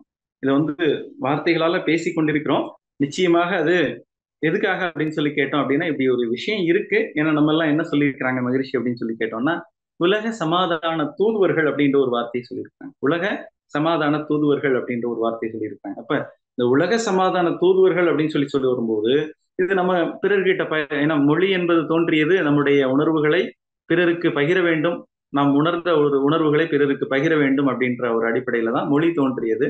இந்த தோன்றிய மொழியை நாம் முறையாக பயன்படுத்துவது என்னன்னு சொல்லி கேட்டோம் அப்படின்னா இறைத்தன்மையை பேசாத நாளெல்லாம் வீணே. இறைவனை பற்றி நீங்கள் பேசாத நாட்கள் அத்தனையுமே என்ன சொல்றாங்கன்னு சொல்லி கேட்டோம் அப்படின்னா வீணான நாட்கள் அப்படின்னு சொல்லி சொல்றாங்க. அப்ப இறைவனை பற்றிய சிந்தனை இல்லாத நேரம் வீணானது, இறைவனை பற்றிய வார்த்தைகள் பேசாத வார்த்தைகள் வீணானது, இறைவனுக்காக செய்யப்படாத செயல்கள் என்பது வீணானது. அப்ப நம்ம செய்யக்கூடிய செயல்கள் எல்லாம் வீணானதா சார் அப்படின்னு சொல்லி கேட்டோம் அப்படின்னா எதுவுமே வீணானது கிடையாது. என்னன்னு சொல்லி கேட்டோம் அப்படின்னா ஏன்னா அவன் தான் சர்வ வியாபகனாக இருக்கிறானே. இப்ப நமக்கெல்லாம் ஒரு என்னன்னு சொல்லி கேட்டோம் அப்படின்னா நம்ம ஏதோ ஒரு பெரிய ஒரு வேலையை செஞ்சோம். அதுதான் என்ன சொல்றாங்கன்னா, எங்கெங்கு இருந்து உயிர் எதது வேண்டினும் அங்கங்கு இருந்து அருளும் அருட்பெருஞ்சோதி அப்படின்னு சொல்லி சொல்றாங்க வள்ளல் பெருமான். எங்கெங்கு இருந்து உயிர் எதது வேண்டினும் அங்கங்கு இருந்தும் அருள் பெருஞ்சோதி. உங்கள் மனதில் எது கேட்கிறீர்களோ அதை கொடுப்பது இறைவன் தான். கேட்பதும் இறைவன், கொடுப்பதும் இறைவன். கேட்பதும் அந்த சர்வ வியாபகன், கொடுப்பதும் அதே சர்வ வியாபகன் தான் கொடுக்கிறார். அப்படி பார்க்கும்போது உங்களுக்குள்ளாக இருந்து கேட்கக்கூடியதும் இறைவன், கொடுப்பதும் இறைவன் என்றால், இப்பொழுது நீங்கள் சிந்தனைக்கு எடுத்துக்கொண்டு வாருங்கள். உங்களுடைய இப்ப இது எல்லாத்தையும் உணர்ந்துட்டோம் அப்படின்னா, மகரிஷி என்ன சொல்றாங்கன்னா, இதெல்லாம் அடிப்படையில எல்லாமே நம்ம பாடம் எல்லாரும் படிச்சிருக்கிறோம் ஓரளவுக்கு. அந்த உணர்வாகவும் கொஞ்சம் கொஞ்சம் உணர்ந்துகிட்டு வர்றோம். உணர்ந்த பின்பு நம்ம என்ன செய்யணும் அப்படின்னு சொல்லி கேட்டோம் அப்படின்னா, நமக்கு கடவுளை அறிய நினைக்கிறவங்க என்ன செய்யறாங்க, கடவுளை கடமையில் வாழுவான்னு சொல்லி இருக்கிறாங்க. கடவுளை உணர்ந்தவங்க என்ன செய்வாங்க, கடமையில வாழுவாங்க அப்படின்னு சொல்லியிருக்காங்க. அப்ப இந்த கடமை அப்படின்னு சொல்லக்கூடியது இது எதுக்கு சொல்றோம்னு சொல்லி கேட்டோம்னா, நமக்கு எல்லாருக்குமே அடிப்படையில ஒரு சலிப்புத்தன்மை ஏற்பட்டு இருக்கிறது. என்ன சலிப்புத்தன்மை அப்படின்னு சொல்லி கேட்டோம் அப்படின்னா, தினசரி அதே விஷயங்களை தான் பேசிட்டு இருக்கிறோம், தினசரி அதே செயல்களை தான் செஞ்சுட்டு இருக்கிறோம். அதே பாரதி சொல்றாங்க, இன்று புதிதாய் பிறந்தோம் என எண்ணிக்கொள்வோம் அப்படின்னு சொல்லி சொல்றாங்க. இன்று புதிதாய் பிறந்தோம் என என்னன்னு சொல்லி கேட்டோம் அப்படின்னா, ஒரு நாளைக்கு ஆயிரக்கணக்கான, லட்சக்கணக்கான, கோடிக்கணக்கான செல்கள் நம்முடைய உடல்ல இருந்து உதிர்ந்து விடுகிறது. கோடிக்கணக்கான புதிய செல்கள் உற்பத்தி ஆகிறது. சொன்னோம் இல்லைங்களா, ரசம், ரத்தம், தசை, கொழுப்பு, எலும்பு, மஜ்ஜை, சுக்கிலம், இந்த 7 தன்மாற்றங்கள்ல கோடிக்கணக்கான செல்கள் உற்பத்தி ஆகிறது. இந்த கோடிக்கணக்கான செல்கள் என்ன மாதிரியான வேலைகளை செய்கிறது அப்படின்னு சொல்லி பார்த்தோம் அப்படின்னா, நமக்கு ஒரு புதிய உடலை உற்பத்தி பண்ணி கொடுக்கிறது. நீங்கள் உங்களுக்கு உங்கள் உடலில் 10 வருடங்களுக்கு முன்பாக இருந்த நோய் என்பது இப்பொழுது இல்லவே இல்லை. அதுல ரொம்ப தெளிவா இருக்கணும். 3 வருடங்களுக்கு முன்பாக இருந்த நோய் என்பது உங்க உடல்ல இல்லவே இல்லை. நான் 10 வருடமா ஒரு நோய்க்கு மருந்து சாப்பிட்டுட்டு இருக்கிறேன் அப்படின்னு சொல்லி சொன்னீங்கன்னா, நீங்கள் உங்களை ஏமாற்றிக் கொண்டிருக்கிறீர்கள். 10 வருடமாக பயிற்சி பண்ணிக்கிட்டு இருக்கிறீங்க அப்படின்னா, 10 வருஷமா நான் மாத்திரையும் சாப்பிட்றேன் சார் அப்படின்னு சொல்லி சொன்னோம் அப்படின்னா, அங்க ஏதோ ஒரு என்ன இல்லை, ஒரு தெளிவு இல்லை, ஒரு விளக்கம் இல்லை. நாம என்னவா இருக்கிறோம் அப்படின்னா, இவங்க சொல்லுவாங்க இல்லைங்களா, பாரதி சொன்ன மாதிரி தின்று திரிந்து உறங்கவோ பிறந்தோம் அப்படின்னு சொல்லி மகிழ்ச்சி சொல்லியிருக்கிறாங்க. நான் அதே செயலை செஞ்சுக்கிட்டு, அதே விஷயத்த செஞ்சுக்கிட்டு, அதே மருந்து மாத்திரைகளை சாப்பிட்டுட்டு நானு என்னுடைய குடும்பம் அப்படின்ற அளவுல இருந்தோம் அப்படின்னு சொல்லி கேட்டோம் அப்படின்னா, அங்க என்ன இல்லைன்னு சொல்லி சொல்றாங்கன்னா, நமக்கு நிறைவு என்பது நிச்சயமாக கிடைக்காது. நிறைவு என்பது நிறைவானவனுடன் சேரும் பொழுதுதான் நமக்கு நிறைவு. நிறைவான இறைத்தன்மையோடு நீங்கள் சேருவது என்பது இந்த உடலை விட்ட பின்பு அல்ல. சேருவது என்பது இந்த உடலை விட்ட பின்பு அல்ல. இங்கே இருக்கும் பொழுது எல்லாவற்றிற்குள்ளும் நீங்கள் உங்கள் வீட்டுல செய்யக்கூடிய வேலைகள்ல இறைத்தன்மையோடு உணர்ந்து செய்தல். இறைத்தன்மையோடு உணர்ந்து செய்தல் என்னன்னா, நான் வீட்டுல எந்த வேலை செஞ்சாலும் அந்த பொருட்கள்ல இருக்கக்கூடியது நமக்கெல்லாம் பேராசிரியர்கள் நல்ல நிறைய அனுபவம் வாய்ந்த ஆசிரியர்கள் சொல்லியிருக்கிறோம்னா, ஒரு டம்ளர் எடுத்தீங்க அப்படின்னா அந்த டம்ளருக்குள்ளாக இருக்கிறது இறைவன். இந்த டம்ளருக்குள்ளாக இருக்கிறது இறைவன். ஒரு புத்தகத்தை எடுக்கிறீங்கன்னா அந்த புத்தகத்துக்குள்ளாக இருக்கிறது இறைவன். டம்ளரு, புத்தகம், சேரு, சோஃபா எல்லாமே இறைவன்னா, உங்களுடைய வாழ்க்கை துணை இறைவனா இல்லையா சார்? கொஞ்சம் இடிக்குது சார் அப்படின்னு சொல்லுவோம் இல்லைங்களா? அப்ப வாழ்க்கை துணை என்பது இறைவன். உங்களுக்கு வந்திருக்கக்கூடிய உங்கள் வழி தோன்றல்கள் ஆகிய உங்கள் குழந்தைகள் இறைவன், உங்கள் பெற்றோர்கள் இறைவன், உங்கள் உடன் பிறந்தவர்கள் இறைவன், உங்கள் சக அண்டை வீட்டார் இறைவன். அப்படி பார்த்தோம் அப்படின்னா, நீங்கள் எதிரி என்று யாரை சொல்கிறீர்களோ அவரும் இறைவன். நீங்கள் எதிரி என்று யாரை சொல்கிறீர்களோ அவரும் இறைவன். அப்பொழுது நீங்கள் யாரையெல்லாம், எந்த செயல்கள் எல்லாம் எனக்கு பிடிக்காது, ஆகாது, நடக்காது, சரியில்லை அப்படின்னு சொல்றீங்களோ அதெல்லாம் என்னன்னு சொல்லி சொல்றாங்க, எங்கெங்கு இருந்து உயிர் எதது வேண்டினும் அங்கெங்கு இருந்து அருளும் அருட்பெருஞ்சோதி. எனக்கு வேண்டாது, ஆகாது, தப்பானது அப்படின்னு நீங்க நினைக்க நினைக்க நினைக்க நினைக்க நீங்க அதைத்தான் கேட்குறீங்க, அதைத்தான் நமக்கு கொடுக்கும் இறைவன். இறைவனுடைய வேலை அதுதானே. எங்கெங்கு இருந்து எதது வேண்டினும் அங்கங்கு இருந்து அருளும் அருட்பெருஞ்சோதி. Fraction demand, totality supplies. முழுமையின் பின்னம் கேட்கிறது, முழுமை அதை எப்பொழுதும் கொடுத்து கொண்டே இருக்கிறது. எப்படி கொடுத்து கொண்டிருக்கிறது சிந்திக்குமா? சிந்தனைக்கு எடுத்துக்கொள்ளலாமா? எப்படி கொடுக்கிறது? இந்த பிரபஞ்சம் தோன்றியது, இந்த பூமி தோன்றியது, இந்த பிரபஞ்சத்திற்குள்ளாக இந்த பால்வெளி மண்டலம் தோன்றியது, இந்த பால்வெளி மண்டலத்திற்குள்ளாக இந்த பூமி தோன்றியது, இந்த பூமிக்குள்ளாக பல இப்பொழுது ஒரு சின்ன கணக்கெடுப்பு எடுத்துக்கிட்டோம் அப்படின்னா கிட்டத்தட்ட வந்து ஒரு 100 கோடி மக்கள் தொகை, 150 கோடி மக்கள் தொகை நம்ம இந்திய திருநாட்டில் இருக்கு. உலகம் முழுவதும் எடுத்துக்கொண்டோமானால் ஒரு 1000 கோடி அளவிற்கு மக்கள் தொகை இருக்கிறது. இந்த 1000 கோடி மக்கள் தொகைக்கும் ஒரு நாளைக்கு காலை உணவு அப்படின்னு சொல்லக்கூடியது ஒருத்தர் வந்து ஒரு 200 கிராம் உணவு எடுத்துக்கிறோம்னு வச்சுக்கிறோம். சொல்றாங்களே, நமக்கு ஒரு 200 கிராம் உணவு எடுத்துக்கிறாங்கன்னா ஒரு நாளைக்கு ஒரு 1/2 கிலோ எடுத்துக்கிறாங்க. 30 நாளைக்கு 15 கிலோ எடுத்துக்கிறாங்க. ஒரு வருடத்திற்கு எடுத்துக்கிட்டோம் அப்படின்னா 180 கிலோ எடுத்துக்கிறாங்க. ஒரு நபர் ஒரு வருடத்திற்கு 180 கிலோ உணவு எடுத்துக்கிறாங்க. 10 வருடம் எடுத்துக்கிட்டோம்னா 1800 கிலோ. 100 வருடம் வாழ்றாங்கன்னு வச்சுக்கிறோம். எவ்வளவு? 18,000 கிலோ உணவு வந்து உற்பத்தி செய்து அவருக்கு தயாரா இருக்கணும், ஒரு மனிதருக்கு மட்டும். கிட்டத்தட்ட 1000 கோடி மக்கள் தொகை இந்த பூமியிலே வாழ்ந்து கொண்டிருக்கிறது. நான் சொல்றது மனிதர்களை மட்டும்தான் சொல்லிக் கொண்டிருக்கிறேன். மனிதர்கள் மட்டும்தான் மற்றா இருப்பு, பேராற்றல், பேரறிவு, காலம் என்ற வளம் 4 ஒன்றிணைந்த பெருவழியை தெய்வம் என்று சொல்கிறோம் அல்லவா? அந்த வற்றா இருப்பானது எவ்வாறு இயங்கிக் கொண்டிருக்கிறது அப்படின்னு சொல்லி கேட்டோம் அப்படின்னா 1000 கோடி மக்கள் தொகைக்கும் ஒரு வருடத்திற்கு தேவையான உணவு எடுத்து பார்த்தோம் அப்படின்னா பல கோடி டன்கள் உணவு இங்கே தேவை. பல கோடி டன்கள் உணவு இங்கே தேவை. பல மெட்ரிக் டன் சொல்லக்கூடிய பல கோடி மெட்ரிக் டன் வந்து நமக்கு உணவு தேவை. அப்ப இது மனிதர்களுக்கு மட்டும். இந்த இப்பொழுது வாழக்கூடிய மனிதர்களுக்கு மட்டும் இந்த பூமி தோன்றியதிலிருந்து எத்தனை கோடிக்கணக்கான மனிதர்கள் தோன்றி இருக்கிறார்கள், எத்தனை கோடிக்கணக்கான உயிரினங்கள் தோன்றி இருக்கிறது. அத்தனை கோடிக்கணக்கான உயிரினங்களுக்கும் எப்பப்ப என்னென்ன தேவையோ அத்தனையும் உற்பத்தி பண்ணி கொடுத்துக்கிட்டேதான் இருக்கு இந்த இறைத்தன்மை, அந்த சர்வ வியாபகத்தன்மை. அந்த சர்வ வியாபகத்தன்மையானது எங்கெங்க இருந்து யார் யாருக்கு என்னென்ன வேணுமோ, என்னென்ன உயிர்களுக்கு என்னென்ன தேவையோ அதை எப்பொழுதும் கொடுத்து கொண்டேதான் இருக்கிறது. இது உணவு மட்டுமா கொடுத்திருக்கிறது? இந்த பூமியிலே வாழக்கூடிய அத்தனை உயிர்களுக்கும் உடை கொடுத்திருக்கிறது, இருப்பிடம். அந்த காலகட்டங்கள்ல என்ன மாதிரியான ஒரு டெக்னாலஜியை பயன்படுத்தி அவங்க வந்து ஒரு கட்டிடக்கலை, கோவில்களாக இருக்கட்டும், இல்ல ஒவ்வொன்றும் அவங்க செய்தார்களோ, இன்றைய காலகட்டத்திற்கு என்னென்ன கேட்கிறாங்களோ ஒவ்வொரு காலகட்டத்திற்கு தகுந்தவாறு தன்னை தகவமைத்துக் கொண்டிருக்கிறது. அந்த இறைத்தன்மையானது இந்த உச்சபட்சமான நிலைன்னு சொல்லக்கூடியது என்னன்னு சொல்லி கேட்டோம் அப்படின்னா மனிதனுடைய 6வது அறிவு. இந்த 6வது அறிவிற்கு பின்பு என்னன்னு சொல்லி கேட்டோம் அப்படின்னா இங்க உருவத்திலேயோ அறிவிலேயோ 7வது அறிவு 8வது அறிவுன்றது விஷயமே இல்லை. ஏன்னு கேட்டோம்னா அந்த 6வது அறிவு அப்படின்ற ஒரு நிலையே வந்து பாத்தீங்க அப்படின்னா அதற்கு தேவையான எல்லா அறிவையும் உற்பத்தி செய்து கொள்ளும்.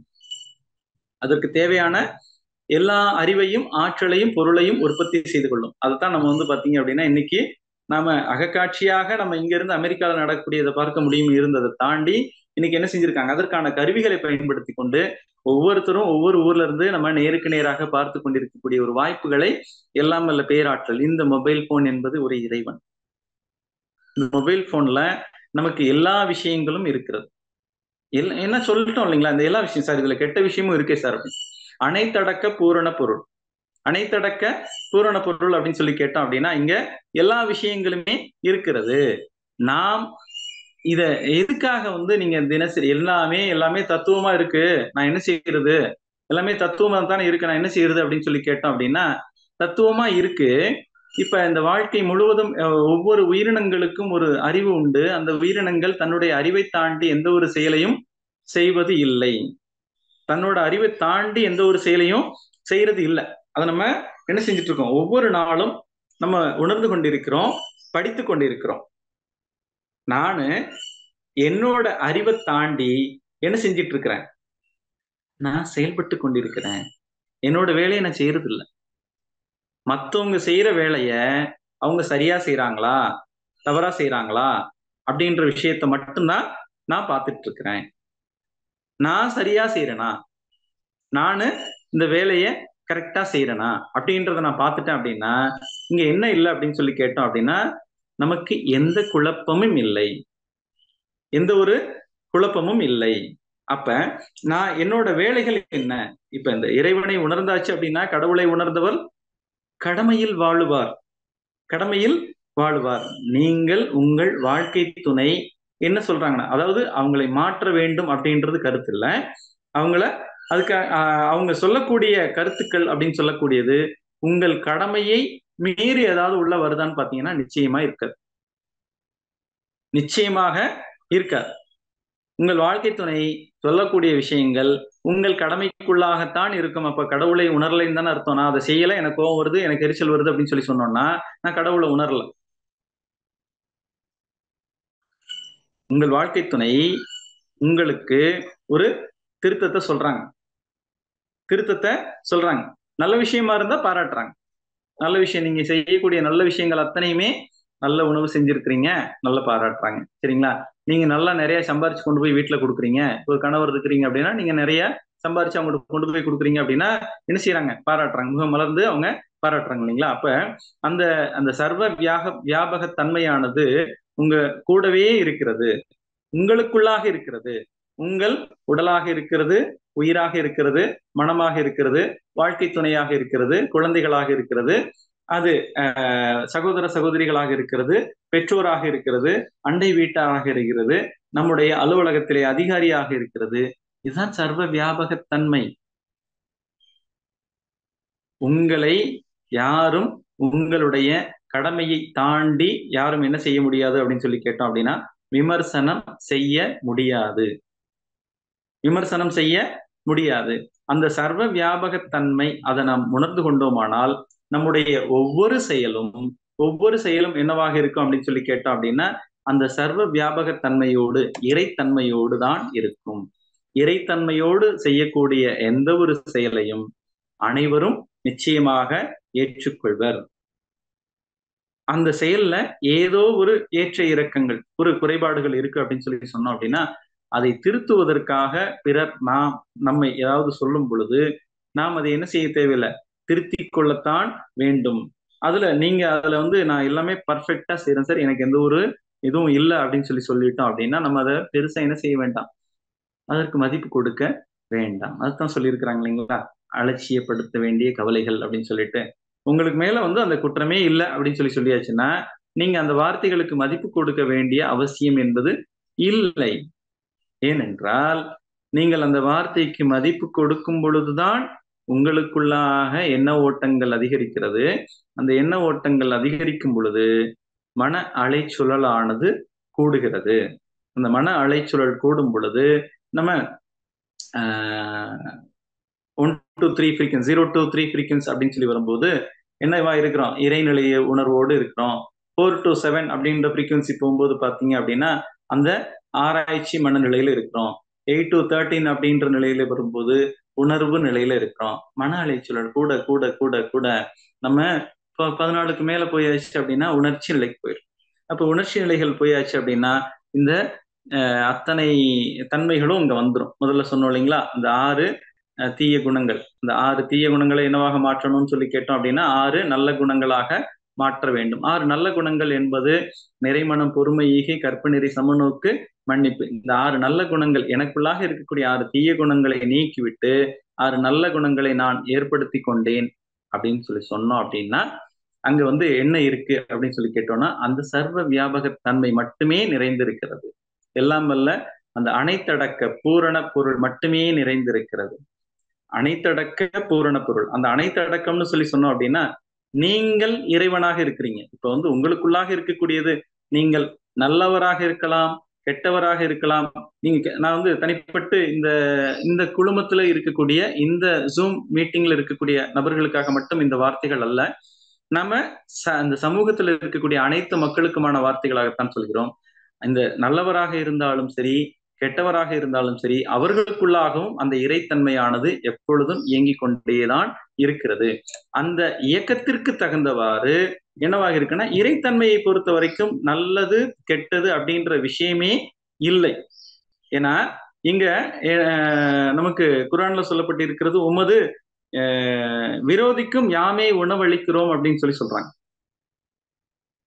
இது அல்லாஹ் சொன்ன வார்த்தைகளாக சொல்லியிருக்கிறாங்க. எப்படின்னா உணர்த்திய வார்த்தைகளாக நபிகள் சொல்லியிருக்கிறாங்க. உமது விரோதிக்கும் யாமே உணவளிக்கிறோம் அப்படின்னு சொல்லி கேட்டோம் அப்படின்னா, இப்ப நீ வந்து எங்கிட்ட பக்தியா இருக்கிறியோ இல்ல என்ன தன்மையில இருக்கிறியோ அந்த தன்மைக்காக உன்னை மட்டும் நான் பார்க்கல, உனக்கு யாரு விரோதமா இருக்கிறானோ அவனுக்கும் நான் தான் உணவளிக்கிறேன் அப்படின்னு சொல்றாங்க.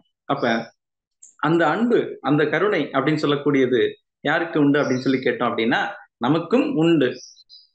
அத ஏற்றுக்கொள்ளக்கூடிய நிலை என்பது, ஏற்றுக்கொள்ளக்கூடிய தன்மை என்பது நமக்கிட்ட இருக்கக்கூடிய அந்த 6 தீய குணங்களை நீக்கியாச்சு அப்படின்னு சொல்லி கேட்டோம் அப்படின்னா, எல்லாவற்றிற்குள்ளாகவும் எல்லோருக்குள்ளாகவும் எல்லா நிலைகள்லையும் இருப்பது அந்த அறிவு அப்படின்னு சொல்லக்கூடிய அனைத்தடக்க பூரண பொருள். அதுவே சர்வ வியாபக தன்மை அப்படின்ற ஒரு தெளிவு நமக்கு கிடைச்சிடும். இந்த தெளிவுல இருந்தோம் அப்படின்னு சொல்லி சொன்னோம் அப்படின்னா, நமக்கு எந்த நேரத்திலையும் எப்பவுமே உங்களுக்கு மன நிறைவு மட்டுமே இருக்கும். மன நிறைவு மட்டுமே இருக்கும். அங்க என்ன இல்லைன்னு சொல்லி கேட்டோம் அப்படின்னா, அங்க குறை என்பது இல்லை. யாரையும் என்ன செய்ய வேண்டாம், எதிர்பார்த்தல் கையேந்தல் வேண்டாம், மாநிதியாம் இறைவனை நம் மனத்தடியில் தேர்வோம்னு சொல்லியிருக்கிறாங்க. நம்முடைய மனதிற்குள்ளாகவே அந்த இறைத்தன்மையானது குற்றவாளி பாவி என்று யாரும் இல்லை உரைகளே, குறைகளுக்கு காரணமோ பழைய சமுதாயமே, கற்றிடுவோம் புதிய கல்வி கருத்துயர்த்தி மேலாம் கடமைகளை தேர்ந்தாற்றி செய்வோம், கடமைகளை தேர்ந்தாற்றி செய்வோம், அருள் தொண்டாற்றி உய்வோம் அப்படின்னு சொல்றாங்க. சரிங்களா? இதை மற்றவரை எதிர்பார்த்தல் கையேந்தல் வேண்டாம், மாநிதியாம் இறைவனை நம் மனத்தடியில் தேர்வோம். ஒரு முனை உங்கள் மனது, மறுமுனை என்பது தெய்வம். இப்ப இந்த ஒரு நிலையில நாம் எப்பொழுதும் இருந்து கொண்டே இருந்தோம் அப்படின்னு சொல்லி சொன்னோம்னா, இப்ப நம்ம மன்றத்தில் உள்ள நண்பர்களுக்காக சொல்றேன், என் மன்றத்துக்கு ஆள் வரல அப்படின்னு சொல்றதுக்கு எங்க இருக்காது, வாய்ப்பே இருக்காது. ஏனென்றால் மகிழ்ச்சி அவங்க சொல்றாங்க, ஒவ்வொரு அறிவு திருக்கோவிலும் பொறுப்பாசிரியராக ஒவ்வொரு அறிவு திருக்கோயிலும் தவமையங்கள்லையும் இருப்பது நானே அமர்ந்திருக்கிறேன். மகிழ்ச்சி சொன்ன வார்த்தைகள், ஒவ்வொரு அறிவு திருக்கோயிலையும் ஒவ்வொரு தவமையங்கள்லையும் பொறுப்பாசிரியராக அமர்ந்திருப்பது நானே அமர்ந்திருக்கிறேன். அப்ப நீங்க யாருன்னு சொல்லி கேட்டோம்னா, மகிழ்ச்சி, வேதாத்திரி மகிழ்ச்சி. அப்ப வேதாத்திரி மகிழ்ச்சி இருக்க இடத்துல ஆள் வரலன்னு சொல்லி சொன்னோம் அப்படின்னா, அது வேதாத்திரிய தத்துவங்கள் என்பது உண்மையா அப்படின்ற கேள்விய நாம கேட்கிற மாதிரி ஆயிடும். ஆள் வரலைன்னு சொன்னோம்னா, வேதாத்திரிய தத்துவங்களை கடைபிடிக்கக்கூடிய நபர் எங்க இருந்தாலும் அந்த இடத்திற்கு மக்கள் தேடி வருவார்கள். வேதாத்திரிய தத்துவங்களை கடைபிடிக்கக்கூடிய ஆசிரியர் அல்ல, பொறுப்பாசிரியர் அல்ல, அருள்நிதியர் அல்ல, பேராசிரியர் அல்ல, வேதாத்திரிய தத்துவங்களை கடைபிடிக்கக்கூடிய இடத்திற்கு ஒரு நபருக்கு மக்கள் தேடி வருவார்கள். நீங்கள் ஆசிரியராக இல்லை என்ற கவலை உங்களுக்கு வேண்டாம், நீங்கள் அருள்நிதியாக இல்லை என்ற கவலை உங்களுக்கு வேண்டாம், நீங்கள் நான் பேராசிரியராக இல்லை, துணை பேராசிரியராக இல்லை, அதா இல்லை, இதா இல்லை, எந்த கவலையும் உங்களுக்கு வேண்டாம். நீங்கள் வேதாத்திரிய பயிற்சி முறைகளை மட்டும் கடைபிடித்துக் கொண்டே இருங்கள். உங்கள் வீட்டிற்கு உங்களை தேடி வருவார்கள். அவர்களுக்கு நீங்கள் பயிற்சி சொல்லிக் கொடுக்கலாம். மன்றத்துல சொல்லிக் கொடுத்தீங்கன்னா ரொம்ப ரொம்ப சிறப்பு. என்னால வரவே முடியல சார் அப்படின்னு சொன்னீங்க அப்படின்னா, வீட்டுல இருந்தே சொல்லிக் கொடுக்கலாம். பயிற்சிகளை சொல்லிக் கொடுப்பது நிச்சயமாக எங்க இருந்தாலும் பயிற்சிகள், அந்த உடற்பயிற்சி சொல்லிக் கொடுக்கிறது மிகப்பெரிய புண்ணியம் அல்லவா? அது மாதிரி எல்லா இடத்திலையும் சர்வ வியாபகத்தன்மையோடு இருக்கிறது. உங்களை தேடி ஒருவர் வருகிறார் என்றால் அவர்களுக்கு ஒரு தேவை இருக்கிறது என்பதுதான் பொருள். அந்த தேவையோடு ஒருவன் வந்து நிற்கும் பொழுது அந்த தேவையை பூர்த்தி செய்ய வேண்டும் என்பது எனக்கு இறைவன் இட்ட கட்டளை. அந்த கட்டளையை நான் நிறைவு செய்ய வேண்டும். உங்கள் வீட்டிற்கு ஒருவர் வந்திருக்கிறார் என்றால் அவர்களுக்கு தேவையான விஷயங்களை பூர்த்தி செய்ய வேண்டியது நம்முடைய கடமை. அப்ப இந்த அடிப்படை தேவைகள் இருக்கு இல்லைங்களா? அப்ப அவங்க ஒரு துன்பத்தோட வர்றாங்க அப்படின்னா அந்த துன்பத்தை நாம் நீக்க வேண்டும். எனக்கு உடல் வலி இருக்கிறது அப்படின்னா அந்த உடல் வலியை நீக்குவதற்கான நம்ம ஆலோசனைகள் நமக்கு தெரிந்தது என்ன சொல்லி கொடுத்துருக்காங்க, உடற்பயிற்சி சொல்லி கொடுத்துருக்காங்க. நிறைய நமக்கு மருத்துவ ரீதியா நம்ம மனவளக்கலை பயிற்சிக்கு வந்த பின்புதான் ஐயா அவங்க சொன்ன மாதிரி எனக்கு இந்த மாற்று மருத்துவ துறைகள் அனுபவமும் எனக்கு கிடைக்கப்பெற்றது. எனக்கு தெரிந்த வரையில அன்பர்கள் வரக்கூடிய உறவினர்களுக்கு இதை நான் செய்து பல லட்சக்கணக்கான ஆயிரக்கணக்கான ரூபாய் அவர்களுக்கு மிச்சமா இருக்கிறது அப்படின்றதையும் அவங்க உணர்த்தி இருக்கிறாங்க, சொல்லி இருக்கிறாங்க.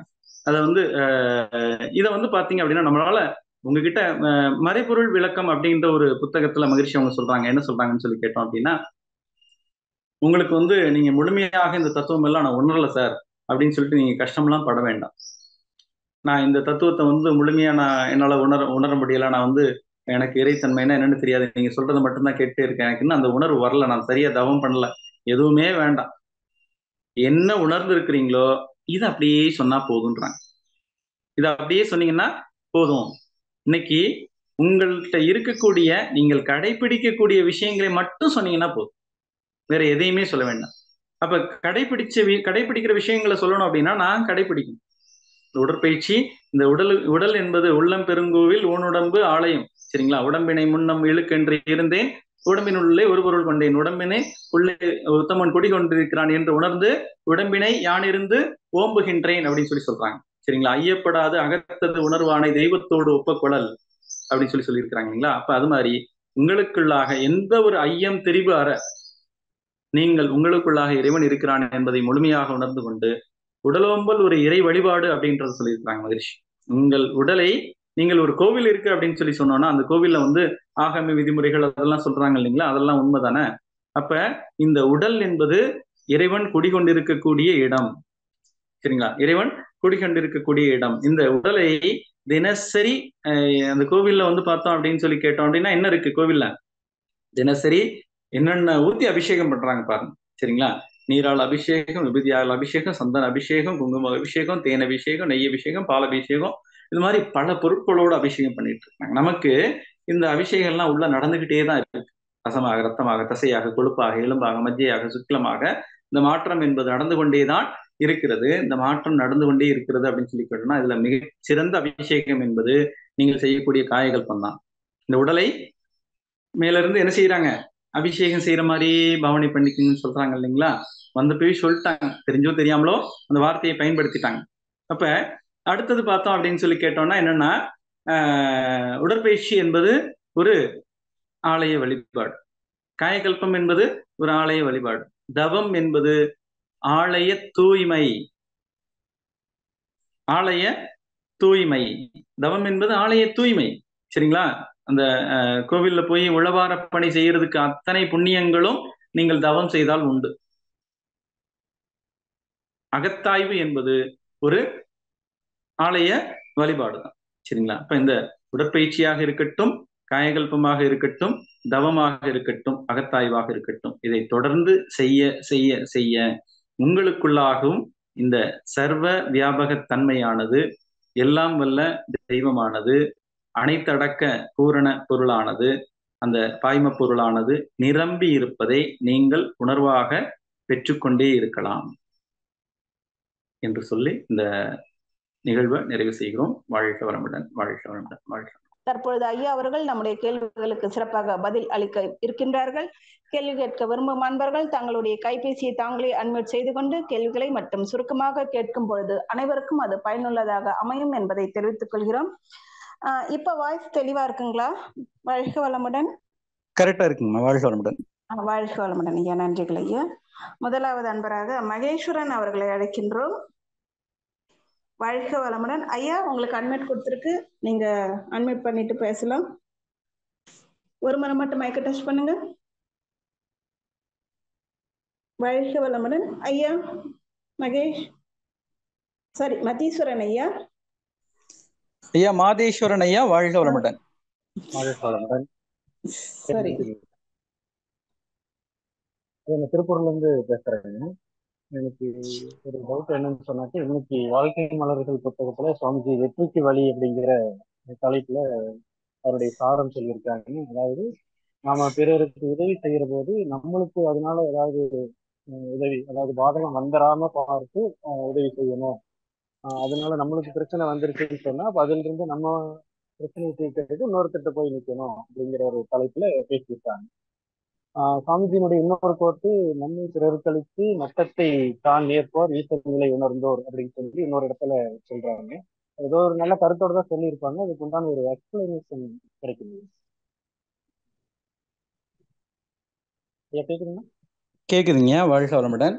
அதாவது நாம் பிறருக்கு உதவி செய்யும் பொழுது வந்து பாத்தீங்க அப்படின்னா நமக்கு வந்து துன்பம் நேராது பார்த்து கொள்ள வேண்டும் அப்படின்றத ஒரு கருத்து சொல்லியிருக்கிறாங்க. அப்படின்றத சொல்லியிருக்கிறாங்க. அதே சமயம் வந்து நன்மை பிறர் கழித்து நட்டத்தை தான் ஏற்று இன்பம் அடைவார்கள் ஈசன் நிலை உணர்ந்தோர்கள் அப்படின்னு சொல்லியிருக்கிறாங்க. இந்த ரெண்டுக்கும் முரண் இருக்குன்னு கேக்குறீங்க, அப்படிதானேங்க? ஏதோ ஒரு கருத்து இருக்கும், அதனுடைய விளக்கம். சரிங்க. இல்ல விஷயம் என்னன்னா, மகிழ்ச்சி அவங்க வந்து எந்த எந்த ஒரு இடத்துலயும் வந்து பாத்தீங்க அப்படின்னா, உங்களுக்கு துன்பம் நேராது பார்த்து கொள்ள வேண்டும் அப்படின்றத வந்து எப்ப சொல்லியிருக்கிறாங்க அப்படின்னு சொல்லி கேட்டோம் அப்படின்னா, தான், குடும்பம், சுற்றம், ஊர், உலகம் முறையே கெடாமல் பார் ஒன்றினால் மற்றொன்று அப்படின்னு சொல்லியிருக்கிறாங்க. நீங்க செய்யக்கூடிய விஷயங்கள்ல பிறருக்கு உதவும் போது உங்களுக்கு நிச்சயமாக துன்பம் என்பது என்ன இருக்காதுன்னா, துன்பமே இருக்காது அப்படின்றது உண்மை. சரிங்களா? அந்த துன்பம் அப்படின்னு சொல்லக்கூடியது வந்து பாத்தீங்கன்னா, துன்பத்தை அனுபவிக்கக்கூடியது மனம் மட்டும்தான் அனுபவிக்குது. உங்களுக்கு துன்பம் வர்றதுக்கு முன்னாடியே அதற்கான அத்தனை தீர்வுகளும் மனம் எப்ப ஒரு குழப்பத்துக்கு அடையும்னு சொல்லி கேட்டோம்னா, அந்த அந்த துன்பத்தை எப்படி ஹேண்டில் பண்றது அப்படின்னு தெரியலைன்னா மட்டும்தான் வந்து ஸ்ட்ரக்அப் ஆகும். ஆனா உங்களுக்கு எல்லா துன்பங்களையும் அனுபவிச்சு அந்த துன்பத்தை கையாளக்கூடிய ஒரு தெளிவும் பக்குவமும் கிடைச்சிருச்சு அப்படின்னு சொல்லி கேட்டோம்னா, எந்த துன்பமும் உங்களுக்கு துன்பமா தெரியாது ஃபர்ஸ்ட். அதுக்குத்தான் வந்து பாத்தீங்க அப்படின்னா, நீங்க உங்களை மகிழ்ச்சி வந்து உங்க மேல ஒரு மிகப்பெரிய அன்பும் அக்கறையும் இருக்கிறதுனால என்ன செய்யறாங்கன்னா, first you have to care yourself. உங்களை நீங்க முழுமையாக கவனிச்சுக்கங்கன்றதுக்காகத்தான் இந்த உடற்பயிற்சி, காயகல்பம், தியானம் இதெல்லாம் வந்து ரொம்ப, ஏன்னா நம்ம வந்து கவனக்குறைவா வந்து சேவை பண்றோம் அப்படின்ற அடிப்படையில இன்னைக்கு சமுதாயத்துல வந்து மிகப்பெரிய ஒரு சிக்கல் என்னன்னு சொல்லி கேட்டோம்னா, மற்றவர்களுக்கு மருத்துவம் பார்க்கக்கூடிய மருத்துவர்களுடைய இள வயது இறப்புன்றது இன்னைக்கு சமுதாயத்துல மிகப்பெரிய கேள்வியா இருக்கு. அவங்க உடலை அவங்க வந்து பராமரிக்கல. அதற்கான ஒரு அறிவும் ஆற்றலும் வந்து இருந்தும் அதை வந்து முறையா அவங்க செய்யல. அதுவும் பிஜி படிக்கக்கூடிய ஸ்டூடெண்ட்ஸுடைய இள வயது மரணம்ன்றது பெரிய சிக்கலா இருக்கு இல்லைங்களா? அதை வந்து மகிழ்ச்சி அப்பவே உணர்ந்து என்ன சொல்லியிருக்கிறாங்கன்னா, முதல்ல உங்க உடம்ப பராமரிச்சுக்கங்க, உங்க உயிராற்றலை நல்லா வச்சுக்கோங்க, உங்க மனசை வந்து நல்லா தியானம் பண்ணி தெளிவு நிலையில வச்சுக்கோங்க. அப்ப அதுதான் வந்து பாத்தீங்கன்னா உங்களுக்கு துன்பம் நேராது பார்த்து கொள்ளுதல்ன்றது. நீங்க டெய்லி உடற்பயிற்சி பண்ணிட்டீங்கன்னா அங்க எதுவுமே கிடையாது. உங்களுக்குள்ள எந்த நெகட்டிவ் ரெக்கார்டும் பதிவாகாது. டெய்லி காயகல்பம் பண்ணிட்டீங்கன்னா உங்ககிட்ட எந்த ஒரு அந்த கர்ம வினை பதிவுகள், தீய பதிவுகள் அப்படின்றது உள்ள சேராது. டெய்லி தியானம் பண்ணிட்டீங்கன்னா அந்த தீய தேவையற்ற பதிவுகள் அப்படின்றது இங்க நமக்கு மனதுல பதியாது. ஒன்னு நம்ம physical body, astral body and magnetize body இருக்கு இல்லைங்களா? இந்த 3 காந்த உடல், இந்த 3லயும் தான் பதிவுகள் ஆகுது. இந்த 3லயும் ஆகக்கூடிய பதிவை உடற்பயிற்சி, காயகல்பம், தியானம் பண்ணியாச்சுன்னா யாருக்கு நீங்க என்ன சேவை செஞ்சீங்கனாலும் அந்த பதிவுகள் உங்களை வந்து துன்புறுத்தாது. இதை கடைசியில நம்ம உட்கார்ந்து தியானம் பண்ணி அகத்தாய்வு பண்ணியாச்சு அப்படின்னு சொன்னோம்னா, இந்த அகத்தாய்வு செய்யும் பொழுது அத்தனையுமே என்ன ஆயிரும், அது அவங்களுடைய பதிவா மாறிடும். உங்களோட பதிவா வந்து நிச்சயமா என்ன இருக்காதுன்னா, நீங்க வந்து எம்டி நில் அப்படின்றது வந்து தினசரி இரவு அகத்தாய்வு பண்ணியாச்சுன்னா நம்ம வந்து நில் ஆயிரும். அப்ப இதுதான் வந்து உங்களை கேர் பண்ணிக்கிங்கன்றது. அவங்களுடைய துன்பம் வந்து உங்களை பாதிச்சிடக்கூடாதுன்னு சொல்றது என்னன்னா, காயகல்பம், தியானம், அகத்தாய்வு வந்து ரெகுலரா செஞ்சிருங்க. இது செஞ்சிட்டீங்கன்னா மற்றவங்களுடைய இது உங்களை பாதிக்காது அப்படின்றதான். நஷ்டத்தை தான் ஏற்றுன்ற கருத்தும் இதுதான். ஏன்னா நீங்க தினசரி உடற்பயிற்சி பண்ணும்போது ரொம்ப சந்தோஷமாவை செய்றீங்க, நமக்கு ஒரு துன்பம் ஏற்படுது இல்லையா? அந்த துன்பம் தான், பெரிய துன்பம்லாம் ஒண்ணும் கிடையாது. ஒரு அரை மணி நேரம் உட்காந்து தியானம் பண்ணும்போது கை கால் வலி எல்லாமே உட்காந்துருக்கிறோம், அந்த துன்பத்தை நீங்க ஏத்துக்குங்க. உடற்பயிற்சி பண்ணும்போது ஒரு சோம்பேறித்தனம், ஒரு மன கஷ்டம் அதெல்லாம் இருக்கு இல்லைங்களா? அதுதான் துன்பம். சரிங்களா? அந்த துன்பத்தை நீங்க ஏத்துக்கிட்டீங்கன்னா மற்றவங்களுடைய துன்பம் வந்து பாத்தீங்கன்னா உங்களுக்கு பெரிய அளவுல வந்து உங்களை வந்து துன்புறுத்தாது. அதான் இந்த கருத்துலதான் மகிழ்ச்சி அவங்க சொல்லியிருக்கிறாங்க. நன்றிங்க. வாழ்க வளமுடன். கேள்விக்கு விடை கிடைச்சிருக்கும்னு நினைக்கிறேன். வாழ்க வளமுடன். அடுத்த அன்பராக சபரீஷ் அவர்களை அழைக்கின்றோம். வாழ்க வளமுடன். சபரீஷ், நீங்க பேசலாம். ஆமா, நன்றி அம்மா. ஐயா வணக்கம். ஐயா சுரேந்திரன் ஐயா. வணக்கம் ஐயா. ரொம்ப சிறப்பான உரை ஐயா. எவ்வளவு தெளிவான, எவ்வளவு பாடல்கள் சொல்லி ரொம்ப நல்லா இருந்தது உரை. கேட்கணும்னு ரொம்ப ஆர்வமா இருந்தது. நன்றி ஐயா. ஐயா எனக்கு ஒரே அந்த நீங்க ஒரு கடைசி ஒரு பாடல் சொன்னீங்களா, ஐயப்படாது அந்த பாடலோட அர்த்தம் எனக்கு சரியா புரியலையா? அது மட்டும் கொஞ்சம் அப்படின்னா என்னன்னு எனக்கு சரியா புரியலையா? திருக்குறள் ஐயப்படாது அகத்தது உணர்வானை தெய்வத்தோடு ஒப்பக்கொள்ளல் அப்படின்னு சொன்னோம்னா, திருக்குறள்ல உள்ள குறள்ல ஒண்ணுதான். என்னன்னு சொல்லி கேட்டோம்னா, உங்களுக்குள்ளாக அகம்னா நமக்குள்ளாக இருக்கக்கூடியது. அப்ப ஐயப்படாது அகத்தது, அகத்து அது அகத்திற்குள்ளாக இருக்கக்கூடிய இறைத்தன்மையை உங்களுக்குள் எந்த சந்தேகமும் இன்றி உணர்ந்து கொண்டோமானால் நீங்களும் தெய்வமும் ஒன்றாகி விடுகிறீர்கள். ஐயப்படாது அகத்தது உணர்வானை, அகத்திற்குள்ளாக இருக்கக்கூடிய அது அந்த இறைவனை உணர்வானை தெய்வத்தோடு ஒப்பக்கொள்ளல், இறைவனும் அவனும் ஒன்றாகி விடுகிறார்கள். இதுதான் பொருள்ங்க. ரொம்ப நன்றி. ரொம்ப சிறப்பு. மகிழ்ச்சி. நன்றி. வாழ்க வளமுடன். அடுத்த அன்பராக உதயசங்கர் ஐயா, உங்களுக்கு அன்மியூட் கொடுத்துருக்கோம், நீங்க பேசலாம். உதயசங்கர் ஐயா, ஐயா வணக்கம் ஐயா, வாழ்க, நல்லா இருக்கீங்களா? அன்மியூட் பண்ணிக்கோங்க. வாழ்க வளமுடன். உதயசங்கர் ஐயா, அம்மா இன்னொரு முறை அன்மியூட் பண்ணிக்கோங்கம்மா, பேசலாம். கிளாஸ் ஆயிடுச்சு. பேசுங்க பேசுங்க, கேக்குது. ஹலோ, வணக்கம் ஐயா, வாழ்க வளமுடன், நல்லா இருக்கீங்களா? நல்லா இருக்கேன். நல்லா இருக்கீங்களா ஐயா? நல்லா இருக்கிறீங்க, சொல்லுங்க. உங்க உரை கேட்டு ரொம்ப நாளாச்சு. உங்க உரை எப்பவும் சிறப்பா இருக்கும். ரொம்ப எனக்கு ஒரு ஒரு மருத்துவ ரீதியா ஒரு அட்வைஸ் கொடுங்க. அதாவது நம்ம நேர்ல போன்ல பேசிக்கலாங்க, நான் தனியா பேசிக்கலாம். மருத்துவ ரீதியா தனியா பேசிக்கலாங்க, ஒண்ணும் இல்ல. ஒரு நல்லா சிறப்பா இருந்துச்சியா, உங்களை பார்த்து பேச நாளாச்சு. நான் போன்ல பேசிக்கிறேன். நான் போன்ல பேசிக்கலாங்க. வாழ்க வளமுடன். மத்தவங்களுக்கு பயனுள்ளதா இருக்குன்னு நினைச்சீங்கன்னா இந்த கேள்வி கேட்கறதன் மூலமா மத்தவங்களுக்கு பயனுள்ளதா இருக்குன்னா இதுல கேட்கலாம். தனிப்பட்ட கருத்து, தனிப்பட்ட ஆலோசனைனா தனியா பேசிக்கலாங்க. இல்ல பயனுள்ளதா இருக்கு. அதாவது எனக்கு வயசு 64 ஆச்சு. சரிங்க. எனக்கு அதான் நிறைய படிக்கணும், அதே மாதிரி நல்ல ஞாபகத்தி வேணும். அதுக்குள்ள இது கொஞ்சம் பரிகாரம் சொல்லுங்க. ஞாபக சக்தி வேணும்னா ஒரே வழி காயகல்பம் தியானம் தாங்க. அது டெய்லி பண்றோம்யா. அது டெய்லி பண்றோம்யா. அத நல்ல நல்ல நல்ல உணவுகளை சேர்த்துக்கலாம். அதாவது இப்ப நமக்கு நாடி சுத்தி, தண்டோட சுத்தி இதெல்லாம் கொஞ்சம் நல்லா டீப்பா பண்ணி, நாடி சுத்திலாம் நல்லா டீப்பா பண்ணலாம். நல்லா டீப்பா பண்ணும்போது பாத்தீங்கன்னா இந்த 2 சைடு பிரெயினுமே நமக்கு ஆக்டிவேட் ஆகும். சரி. உடற்பயிற்சியை இன்னும் கொஞ்சம் டீப்பா செய்யுங்க. இந்த துரியம் வந்து நல்லா டீப்பா பண்ணுங்க. நல்லா டீப்பா கொஞ்சம் ஆழ்நிலை தியானம் சொல்றோம் இல்லைங்களா, அது மாதிரி கொஞ்சம் வாய்ப்பு இருந்தா நிறைய செய்யுங்க. சரிங்க. உணவுகள்ல வந்து கொஞ்சம் நல்ல உணவுகள், சத்தான உணவுகளை எடுத்துக்கங்க. சரிங்க சரிங்க சரிங்க. இந்த வால்நட்டு அந்த மாதிரி சொல்றாங்க இல்லைங்களா, நட்ஸ் சார்ந்து. நான் வால்நட்டு அதே மாதிரி இது பிஸ்தா, பாதம் எல்லாம் டெய்லி சாப்பிடுங்க. அது நல்லா, அதாவது நீங்க அதை சாப்பிட்டுட்டு வேற உணவு எடுக்கக்கூடாது, இதுதான் உணவா எடுக்கணும். சரிங்க சரிங்க சரிங்க. காலை உணவுன்னு எடுத்துக்கிட்டீங்கன்னா நட்ஸ் மட்டும் நம்ம அது மாதிரி எடுத்துக்கலாங்க. சரிங்க. நான் நிறைய படிக்கணும்னு தோணுது, அதனாலதான் இன்னும் கொஞ்சம் இது பண்ணிக்கிறோம், இன்க்ரீஸ் பண்ணிக்க தான் ஐடியா கேட்டேன். ஐயா நம்ம பெருசா நீங்க படிக்கவே வேண்டாங்க. சரிங்க. தவம் பண்ணீங்களா பிரபஞ்சம் எல்லாமே உங்களுக்கு கொடுத்துக்கிட்டே இருக்குங்க. சரிங்க சரிங்க சரிங்க சரிங்க. நமக்கு இனிமே வந்து ஏன்னா ஒரு காலகட்டத்துக்கு பிறகு வந்து பாத்தீங்க அப்படின்னா அந்த நம்ம லெஸ் நாலேஜ் அப்படின்றதுதாங்க ஞானம். சரிங்க சரிங்க. எதுவுமே தெரிஞ்சுக்காம இருந்துட்டு நம்ம பாட்டுக்கு நம்ம அனுபவத்தை மட்டும், இப்ப நீங்க என்ன செஞ்சிருக்கீங்களோ அதை மட்டும் சொன்னாலே போதும். சரிங்க சரிங்க. நம்ம செய்யறத சொன்னோம்னா போதும். பெருசா நம்ம வந்து புத்தகங்கள் நம்ம வந்து ஏற்கனவே இப்ப மகிழ்ச்சி வந்து ஒட்டுமொத்தமா எல்லாத்தையும் எசன்ஸா நமக்கு கொடுத்துருக்காங்க. இது வந்து நமக்கு ஏற்கனவே நமக்குள்ளாக கருமையத்துல பதிவா தான் இருக்கு. திரும்ப எப்ப நினைவு கூறுனா தவம் பண்ண மட்டும் நினைவு கூறும். தவம் மட்டும் பண்ணுவோம். படிக்கிறது அதுக்காக நம்ம வந்து தெரிஞ்சுக்கலாம், ஒன்றும் தவறு இல்லைங்க. சரிங்க. வாழ்க வளமுடன். நன்றி. வாழ்க வளமுடன். அடுத்த அன்பராக செல்வன் ஐயா அவர்களை அழைக்கின்றோம். வாழ்க வளமுடன். வாழ்க வளமுடன். வாழ்க வளமுடன் ஐயா. வாழ்க வளமுடன் ஐயா. வணக்கம். வாழ்க வளமுடன் ஐயா. வணக்கம் ஐயா. ரொம்ப நல்லா இருந்தது ஐயா ஸ்பீச். ரொம்ப பொன்னெழுத்துகளால் புரிகிற அளவுக்கு வந்து நான் துணை பேராசிரியர் அரக்கோணம் மனவள கலை மனத்துல இருக்கேன் ஐயா. ரொம்ப அருமையா இருந்து ஒரு வார்த்தை சொன்னீங்க, நம்ம பொறுப்பாசிரியரா இருந்தாக்கா அதே நேரத்துல அங்க மகிழ்ச்சியா இருக்குதுதான் நினைக்கிறோம். ஆனா நம்ம ஜனங்களுக்கு நம்ம கற்றுக் கொடுத்த ஃப்ரீயா கற்றுக் கொடுத்தா யாருமே மரியாதை இல்லாத போயிடுது. அது நம்ம என்ன பண்ணோம்னா அது மகிழ்ச்சின்றது உணர்த்தி மன்றத்துல சொல்லி ஜனங்களுக்கு வர வைக்கணும்ன்றத நம்ம எல்லாரும் எடுத்து சொன்னா நல்லா இருக்குன்னு என்னுடைய கருத்து ஐயா. அது மகிழ்ச்சின்றதுனால கண்டிப்பா வருவாங்க ஐயா. நிறைய பேர் வராத வர விட்டுறாங்க. மன்றத்துக்கு எவ்வளவுதான் கஷ்டப்பட்டாலும் வந்துகிட்டே இருக்காங்க. 5 நாள் கண்டினியூவா வர்றாங்க, அதுக்கப்புறம் வராம நின்றுறாங்க. அது எப்படின்னு தெரியல. பயிற்சி எல்லாம் கத்துக் கொடுக்குறேன், நீங்க சொன்ன மாதிரி வீட்டுல இருந்தும் கத்துக் கொடுக்குறேன், மன்றத்துக்கும் போய் கத்துக் கொடுக்குறேன். ஆனா கத்துக்கிறதுக்கு வர்றாங்க, கொஞ்சம் தெரிஞ்சாவே நின்றுறாங்க ஐயா. அது எப்படியா நிறுத்தத்துக்கு ஐடியா சொல்லுங்க ஐயா.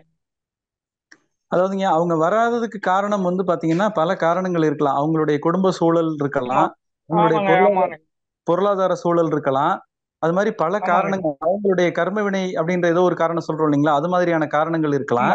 நம்மளை பொறுத்த வரைக்கும் உங்ககிட்ட ஒரு நாள் வந்துட்டாலுமே வந்து அவங்க வந்து மகிழ்ச்சியை தெரிஞ்சுக்கிட்டாங்கன்னு அர்த்தம். கண்டிப்பா தெரிஞ்சுதான் 5 நாள் 6 நாள் வர்றாங்க.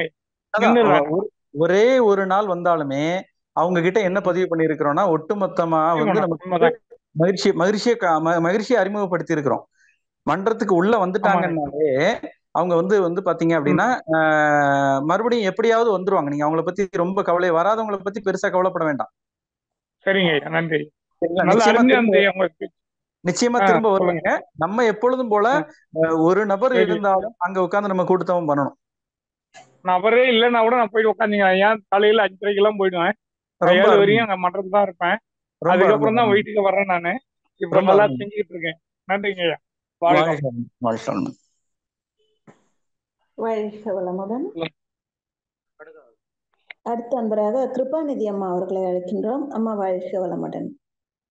டெல்லி அம்மா வாழ்க வளமுடன். ஐயா வாழ்க வளமுடன் ஐயா. வாழ்க வளமுடன்.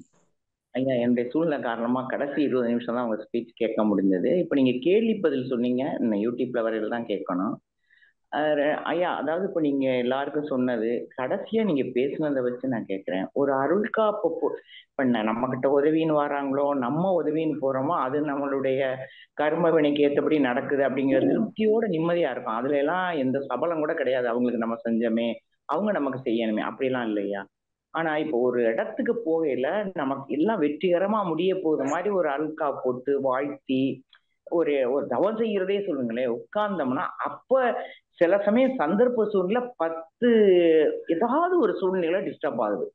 அது இப்ப நான் தொடர்ந்து சில சமயம் ஆகையில் நமக்கு ஒரு நம்மளறியாம ஒரு வெக்ஸ் ஆயிடுறோம். அந்த சமயம் ஏன் இப்படி வருது, ஏன் இப்படி வருதுன்னு ஒவ்வொரு நாள் ஒரு மாசம் இப்ப 10 நாள் நல்லா இருந்தோம்னா ஒரு வாரம் இப்படி ஒரு சூழ்நிலைகள் வந்துருது. மன்றத்துக்கு போனா ஈவினிங் போறோம், அது வேற விஷயம்யா. இதுக்கு என்னையா காரணம்? நம்மளுடைய பதிவா இல்ல நம்மளுடைய வாழ்த்து பத்தலையா ஐயா? வாழ்க வளமுடன். வாழ்க வளமுடன் நம்ம. அதாவது எனக்கு வந்து தவம் செய்யறேன், தவம் செஞ்சா கொஞ்சம் ஒரு 10 நாள் நல்லா இருக்கு, மறுபடியும் வந்து ஒரு சின்ன டிஸ்டர்பன்ஸ் இருக்கு அப்படின்ற மாதிரி சொல்ல வரீங்கம்மா? ஆமா ஐயா, கரெக்டா? ஆமா சரி, ஐயா, ஆமா. சரிங்கம்மா. அதாவது இங்க வந்து பாத்தீங்க அப்படின்னா நமக்கு வந்து பதிவுகள் அப்படின்னு சொல்லக்கூடியது நம்முடைய சஞ்சித கர்மான்னு சொல்லக்கூடியது, பிராரப்த கர்மா அப்படின்னு சொல்லக்கூடியது நமக்கு சொல்லப்பட்ட ஒரு விஷயம் ஒண்ணு இருக்கு. இது போல சமுதாய பதிவுன்னு சொல்லக்கூடியது ஒரு தன்மை இருக்கு. அப்ப வந்து பாத்தீங்க அப்படின்னா இப்போ நமக்கு ஒரு வீட்டுல நம்ம இருக்கிறோம், பக்கத்துல வீட்டுல ஒரு ஃபங்க்ஷன் அப்படின்னு சொல்லி சொன்னோம்னு வச்சுக்கோங்களேன், ரேடியோ போடுவாங்க, பாட்டு போடுவாங்க. கோவில்ல ஒரு ஃபங்க்ஷனா ரேடியோ போடுவாங்க, பாட்டு போடுவாங்க. இதெல்லாம் வந்து சமுதாயத்துல இருக்கக்கூடிய ஒரு சூழல் தான். சரிங்களா? அப்ப அந்த சூழ்நிலையை வந்து பாத்தீங்க அப்படின்னா அதுவும் வந்து இறைத்தன்மை தான். இந்த சூழ்நிலை அப்படின்னு சொல்லக்கூடியதே சூழ்ந்தி அழித்து கொண்டிருக்கக்கூடிய இறைநிலை தான். இந்த சூழ்நிலை அப்படின்ற வார்த்தைக்கான பொருள் என்பது சூழ்ந்தி அழுத்தி கொண்டிருக்கக்கூடிய இறைநிலையினுடைய சுருக்கம் தான் சூழ்நிலை. சரிங்களா? அப்ப இறைநிலை என்பது உங்களை அந்த அந்த டீப்பா நீங்க வந்து தவம் பண்றதுக்கு அந்த உங்களுக்கு சாட்டிஸ்பேக்ஷன் இல்ல. தவத்தை நீங்க பண்றீங்க, உங்களுக்கு அதுல திருப்தி. தவம் நீங்க பண்ணும்போது உங்களுக்கு திருப்தி இல்லைன்னா அந்த தவத்துல வந்து டிஸ்டர்பன்ஸ் ஆகுறதுக்கு உங்க மனசுல வந்து என்ன எதிர்பார்ப்பு வச்சிருக்கிறோம்னா, எனக்கு எந்த ஒரு சவுண்ட் இல்லாம நான் தியானம் பண்ணணும், எனக்கு இந்த இந்த இடத்துல இருந்தாதான் நான் தியானம் பண்ணுவேன். இந்த மாதிரி நம்ம சில சின்ன எதிர்பார்ப்புகளை விட்டுட்டோம் அப்படின்னா அங்க மனசுக்கு எனக்கு தவத்துல வந்து இந்த மாதிரி அனுபவம் கிடைக்கணும், அந்த மாதிரி அனுபவம் கிடைக்கணும், எந்த அனுபவமே கிடைக்கலனாலும் பரவாயில்ல, நான் தவம் பண்ணதே எனக்கு பெரிய சந்தோஷம் தான். எனக்கு அனுபவமே இல்லை, நான் சும்மா கண்ணை மூட்டு உட்கார்ந்தேன் சார் அப்படின்னு சொல்லிட்டு சொன்னாலுமே அதுவுமே ஒரு சந்தோஷக்குரிய விஷயம் தான். ஏன்னா தேவையற்ற விஷயம் புதுசா நம்ம சேர்க்காம, ஏன்னா முதல்ல சொன்னேன் இல்லைங்களா, லெஸ் நாலேஜ்னு சொல்லிட்டு ஒவ்வொரு விஷயத்தையா கலட்டி விடுறதுதான் ஞானத்துக்கான ஆரம்பம். அதனால வந்து எனக்கு வந்து நான் உண்மை கத்துக்காம ஒரு 10 நிமிஷம் கண்ணை மூடி சும்மா உட்கார்ந்து இருந்தாலுமே அது வந்து பாத்தீங்கன்னா ஞானத்திற்கான வழியா தான் இருக்கும் நிச்சயமா. அதனால வந்து எனக்கு இந்த அனுபவம் வேணும், அந்த அனுபவம் வேணும், நல்லா டீப்பான ஒரு விஷயம் கிடைக்கணுன்ற எந்த எதிர்பார்ப்பும் இல்லாம இயல்பா உட்கார்ந்து தவம் பண்ண பண்ண பண்ண பண்ண நமக்கு நீங்க கேட்கக்கூடிய விஷயங்கள் மனதிற்கான அமைதின்றது இயல்பா கிடைச்சிடும்.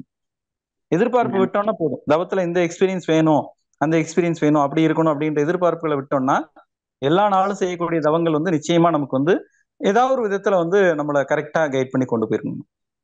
நன்றி ஐயா, மிக சிறப்பு. வாழ்த்துக்கள். வாழ்க வளமுடன். இல்லையம்மா, நன்றி. வாழ்க வளமுடன் அம்மா. அடுத்த அன்பராக லக்ஷ்மணன் காந்திமதி. வாழ்க வளமுடன். லக்ஷ்மணன் ஐயா, நீங்க பேசலாம். வாழ்க வளமுடன் அம்மா. ஐயா வாழ்க வளமுடன் ஐயா. ஐயா வாழ்க வளமுடன். உங்க உரை மிகவும் சிறப்பா இருந்துங்க ஐயா. ஒரு இது சொன்னீங்க ஐயா, இப்ப நாமளும் தெய்வம், நம் மனைவியும் தெய்வம், நம்ம சுற்றுச்சூழல் இருக்க அனைவரும் தெய்வம்னு சொல்லி சொன்னீங்க.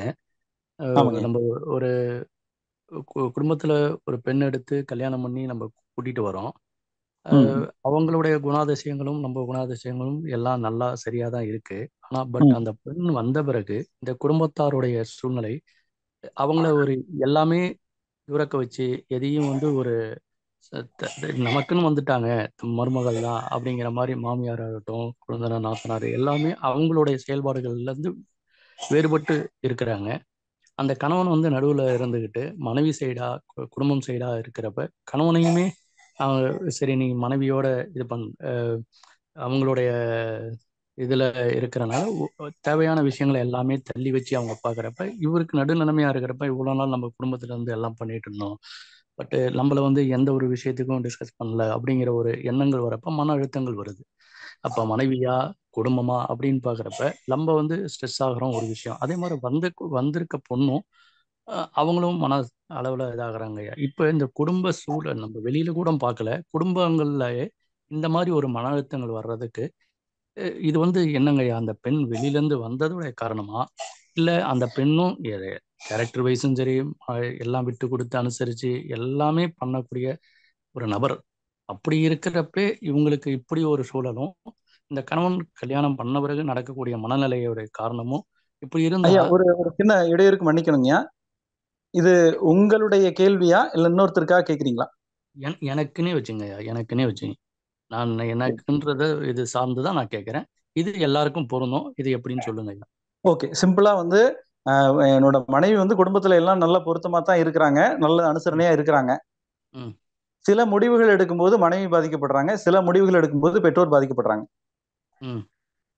அதே மாதிரி அந்த கணவன் இருக்கிறப்ப அந்த பையன் சரி கல்யாணம் ஆயிருச்சு, இப்ப அவங்களுக்குன்னு எந்த ஒரு விஷயத்தையும் எதை சொல்லணுமோ அதை மட்டும் சொல்லலாம், மீதி சொல்ல வேணாம் அப்படிங்கிற ஒரு விஷயங்கள் அப்ப எல்லாம் குடும்பத்துல டிஸ்கஸ் பண்ணி நடக்கிற விஷயமே தவிர்த்து இருக்கிறாங்க. அப்படிங்கிறப்ப அப்ப இந்த மனநிலை நம்ம எவ்வளவு நாள் எல்லாமே நம்ம தானே பண்ணோம், பட் ஏன் இவங்க இது பண்றாங்க அப்படிங்கிற ஒரு மன அழுத்தங்கள் வரப்ப அது நோயாவோ மன சிக்கல்களாகவும் வருதுங்க. இதை எப்படிங்க ஐயா தவிர்க்கிறது? ஏன் எல்லாரும் நம்ம தெய்வம்னு சொல்லி சொல்றோம், பட் அவங்கவுங்களுடைய கருத்து அதுக்கு பெஸ்டா தான் தெரியுது, அதுல கருத்து வேறுபாடுகளும் வருது. அப்படிங்கிறப்ப எப்படிங்க ஐயா அது இந்த சூழலை எப்படிங்க ஐயா தவிர்க்கிறது? யாராவது முரண்பாடா தப்பா சொல்லியிருந்தா சரின்னு சொல்லலாம், தப்பான முரண்பாடே இல்லையே, அவங்கவுங்களதுல அது பெஸ்டா இருக்கு. அப்ப நான் சொல்றது நீ கேட்கல, நீ சொல்றது நான் கேட்கல, அவங்களுக்கா நம்ம மாத்திக்க முடியாது, இவங்களுக்கா நான் மாத்திக்க முடியாது அப்படிங்கிற ஒரு சூழல் வரப்ப அது என்னங்கய்யா பண்றது, எப்படி சரி பண்றதுங்கய்யா? வாழ்க வளமுடன்.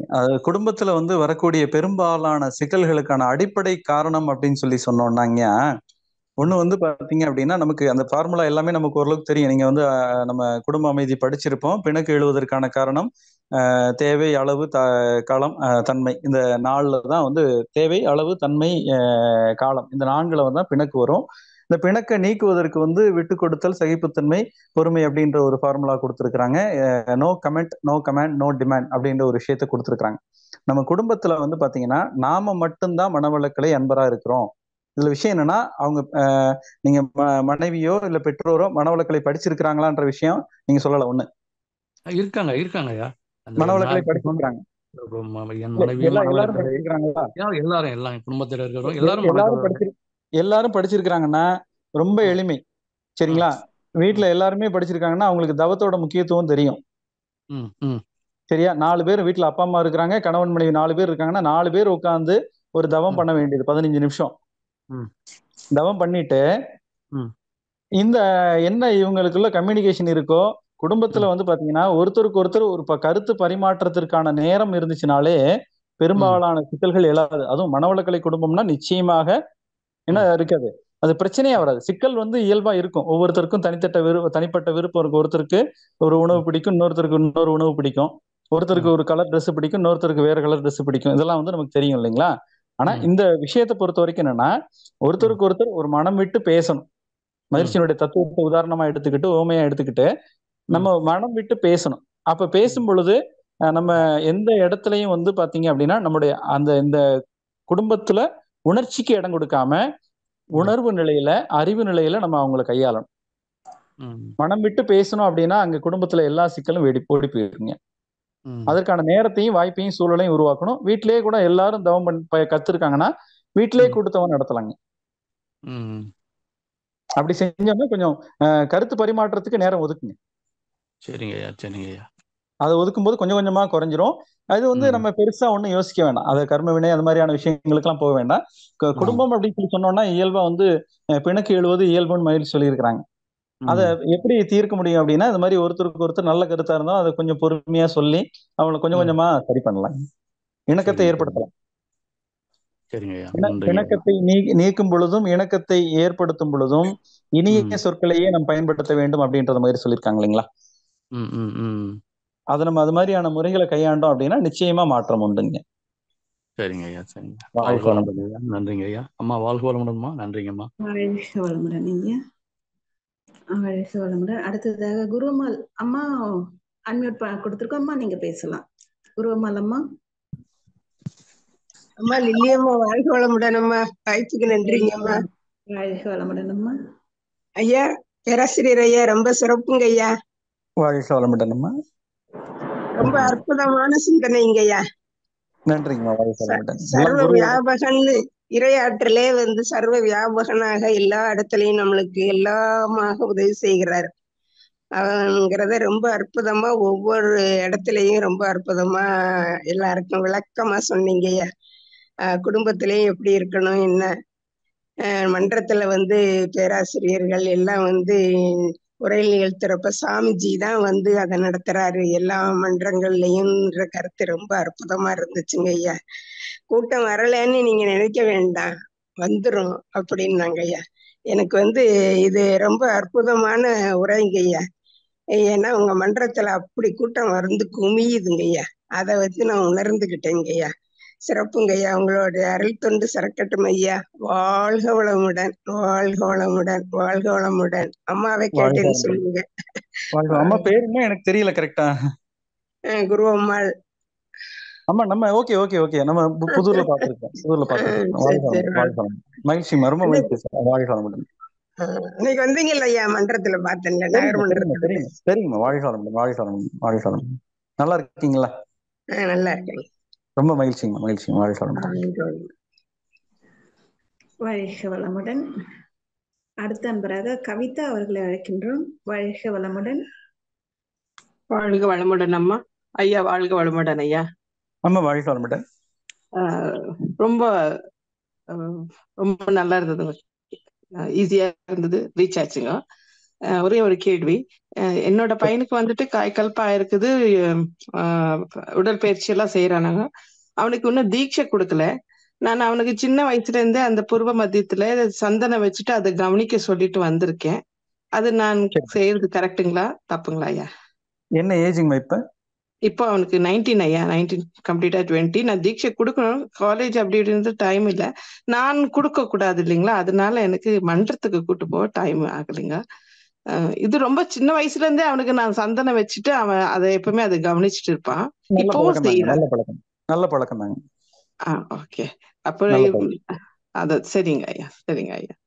நன்றி. எப்படியாச்சும். ஆமாங்க ஐயா, அதுதான் என்னோட டெய்லி வாழ்த்து, அதுதாங்க ஐயா. அவனை எப்படியாவது கூட்டு போய். எந்த ஊருங்கம்மா?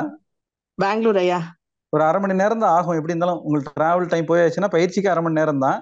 எனக்கு ஆக்சுவலி எங்க மன்றம் ஆக்டிவேட்டா இல்லைங்க ஐயா அதிகமா. நம்ம ஃபர்ஸ்ட் மத்திக்கரை இருந்தேன், அவங்க வந்து ஷிஃப்ட் ஆயிட்டாங்க. இப்ப நான் வேற பக்கம் ஷிஃப்ட் ஆயிருக்கேன். இங்க ஒரு மன்றம் இருக்குங்க ஐயா, அது வந்து அதிகமா ஆக்டிவேட் இல்ல. அதுதான் எனக்கு கொஞ்சம் இதுவா இருக்கு. வாய்ப்பு வரும். பக்கத்துல ஏதாவது வாய்ப்பு இருந்தா பாருங்க. ஒரு 1/2 மணி நேரம் அதுக்காக செலவு பண்ணுங்க நிச்சயமா. கண்டிப்பா ஐயா, கண்டிப்பா ஐயா. தேங்க்யூ ஐயா. வாழ்க வளமுடன் ஐயா. வாழ்க வளமுடன் அம்மா. வாழ்க வளமுடன் அம்மா. அடுத்த நண்பராக சண்முக பிரியா அவர்களை அழைக்கின்றோம். வாழ்க வளமுடன். வாழ்க வளமுடன் ஐயா. வாழ்க வளமுடன் அம்மா. ஐயா எனக்கு ஒரு பர்சனல் கொஸ்டின் ஐயா. நானும் என்னோட வந்து மன்றத்துல வந்து 2 பேரும் தீட்சை எடுத்துட்டோம் ஐயா. ஐயாவோட பயிற்சிகள் பண்ணிட்டு இருக்கோம் ஐயா. அதுக்கு நான் தீட்சை எடுத்ததுக்கு அப்புறம் என்னன்னா, என்னோட அம்மா சைட்ல ரிலேட்டிவ்ஸ் எல்லாமே ஓரளவுக்கு வந்து டச் இல்லாம போயிட்டாங்க ஐயா. பிளஸ் என்னன்னா இவரோட சைட்லயும் எல்லாருமே ஓரளவுக்கு பேசாம ஒரு மாதிரி மனஸ்தாபங்கள் அப்படின்ட்டு டச் இல்லாம போயிட்டாங்க ஐயா. எனக்கு இருக்கிறது 2 க்ளோஸ் ஃப்ரெண்டு, அதுல ஒருத்தவங்களும் இப்ப சரியா ஓரளவுக்கு பேசலங்கய்யா. என்னோட கொஸ்டின் என்னன்னா, ஏன்னு தெரியலங்கய்யா, எல்லாம் அப்படியே தூரமா போயிட்டு இருக்காங்க. அது என்ன காரணம் எனக்கு புரியல. ஒருவேளை இது எங்க பக்கத்துல இருக்க தப்பா அப்படின்னு நான் நினைச்சேன். எவ்வளவு நாள் ஆச்சு தீட்சை எடுத்து? நான் இப்ப 4 இயர்ஸ் ஆச்சுங்கய்யா. 4 இயர்ஸ் ஆச்சு. ஆமாங்கய்யா. சரிங்கம்மா. நீங்க திருமணம் வந்து நிச்சயிக்கப்பட்ட திருமணமா காதல் திருமணமா சும்மா தெரிஞ்சுக்கிறதுக்கா? நிச்சயிக்கப்பட்ட திருமணம் ஐயா. சரிங்க. அதாவது விஷயம் என்னன்னா, மகிழ்ச்சி சொல்றாங்க, சீர்திருத்த முறையில் வாழ்வை மேற்கொள்ள நீங்கள் முயற்சி செய்யும் பொழுது சொந்த மனையாலே முன்னின்று அதை எதிர்ப்பால் சகோதர சகோதரிகள் எதிர்ப்பு அடுத்ததாகும் சொல்றாங்க. ஒவ்வொரு எதிர்ப்புன்னு சொல்லக்கூடியது நீங்க சீர்திருத்தத்துக்கு போகும்போது நீங்க நண்பர்கள் உறவினர்கள் சொல்றீங்க, ஆனா நீங்க கணவன் மனைவி சேர்ந்து வந்திருக்கிறீங்க, ரொம்ப சந்தோஷம். அதனால நீங்க சீர்திருத்த வாழ்க்கையை நீங்க முயற்சி பண்ணும்போது ஒருத்தன் அவ்வளவு சுலபமா திருந்துறதுக்கு வந்து பாத்தீங்க அப்படின்னா இந்த சமுதாயத்துல வந்து அவ்வளவு சுலபமா ஏற்றுக்கொள்ள மாட்டாங்க.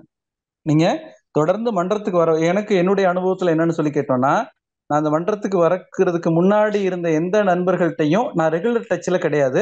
ஆனா அவங்க என்னோட கனெக்டட்ல தான் இருக்கிறாங்க. நான் முன்னாடி வந்து என்னென்ன பழக்கங்கள் இருந்துச்சோ, எந்தெந்த நண்பர்கள் கிட்ட நான் அதிகமா நெருங்கி பழகினேனோ அந்த நண்பர்கள் யாருக்கிட்டையும் நான் பேசுறது கூட கிடையாது இப்ப. ஆனா வந்து பாத்தீங்கன்னா அவங்க எப்பவுமே அந்த ஒரு கீப் ஆன் டச்ல தான் இருக்கிறாங்க. எப்ப பார்த்தாலும் வந்து இன்னைக்கு புதுசா பாக்குறவங்க மாதிரி தான் சந்தோஷமா எந்த ஒரு விருப்பு அல்லது வெறுப்பு அப்படின்றது கொஞ்சம் கொஞ்சமா மாறி இருந்துமா. அதே மாதிரி பாத்தீங்கன்னா மன்றத்துல வந்து ஆயிரக்கணக்கான மக்கள் வந்து எனக்கு நட்போடு இருக்கிறாங்க, நூற்றுக்கணக்கான மக்கள் வந்து எனக்கு நட்போடு இருக்கிறாங்க. அவங்க எனக்கு அதுக்கே நேரம் பத்தல. சரிங்களா? அதனால வந்து அப்பா அம்மா வந்து கொஞ்சம் அவங்க கருத்துல வந்து கொஞ்சம் சின்ன சின்ன மாற்றங்கள் இருக்கும். இவ்வளவு நாளா வந்து நீங்க ஒரு விதமான வழிபாட்டு முறையில இருக்கிறீங்க, இப்ப ஏதோ வந்து நிறைய சமுதாயத்துல பாக்குறாங்க இல்லைங்களா, மத மாற்றம் அது மாதிரியான விஷயங்கள், அந்த புரிதல் ஏற்படாதனால கொஞ்சம் கொஞ்சமா அவங்களுக்கு வந்து அதனோட தன்மை தான் இது வெளிப்படுது. கொஞ்சம் கொஞ்சமா அவங்க காலத்தால வந்து அவங்க புரிஞ்சுப்பாங்க, இதுல இதெல்லாம் நடக்குது, இந்த மாதிரியான விஷயங்கள்லாம் இருக்கு அப்படின்றத கொஞ்சம் கொஞ்சமா சொல்லி அவங்கள மன்றத்துக்கு கூட்டு வந்துட்டீங்கன்னு வச்சுக்கோங்களேன். வீட்டுல இருக்கிறவங்கள மாத்துறதுக்கு ஈஸியா மன்றத்துக்கு கூட்டு வந்தீங்கன்னா சரியாயிருவாங்க. அப்பப்ப கூட்டுவாங்க, இங்க என்ன நடக்குதுன்றதை அப்பப்ப பார்க்க வைங்க அவங்கள. அப்ப பார்க்கும்போது அவங்க மாறிடுவாங்க. நண்பர்கள் பொறுத்த வரைக்கும் என்னன்னா அவங்க கிட்டையும் வந்து இயல்பா நீங்க எப்பொழுதும் உட்கார்ந்து வாழ்த்திட்டே இருக்கும்போது என்னை விட்டு அவங்க பிரிஞ்சதான் எனக்கு நினைப்பே கிடையாது. நான் பேசலையே தவிர அவங்க வந்து கீப் ஆன் டச் இருக்கிற மாதிரி எனக்கு உணர்வு. நான் தினசரி எல்லா நண்பர்களையும் வாழ்த்துறேன். என்னுடைய சிறு வயதுல இருந்து எனக்கு பழக்கமுள்ள அத்தனை நண்பர்களையும் நான் தவத்துல வாழ்த்துறேன்.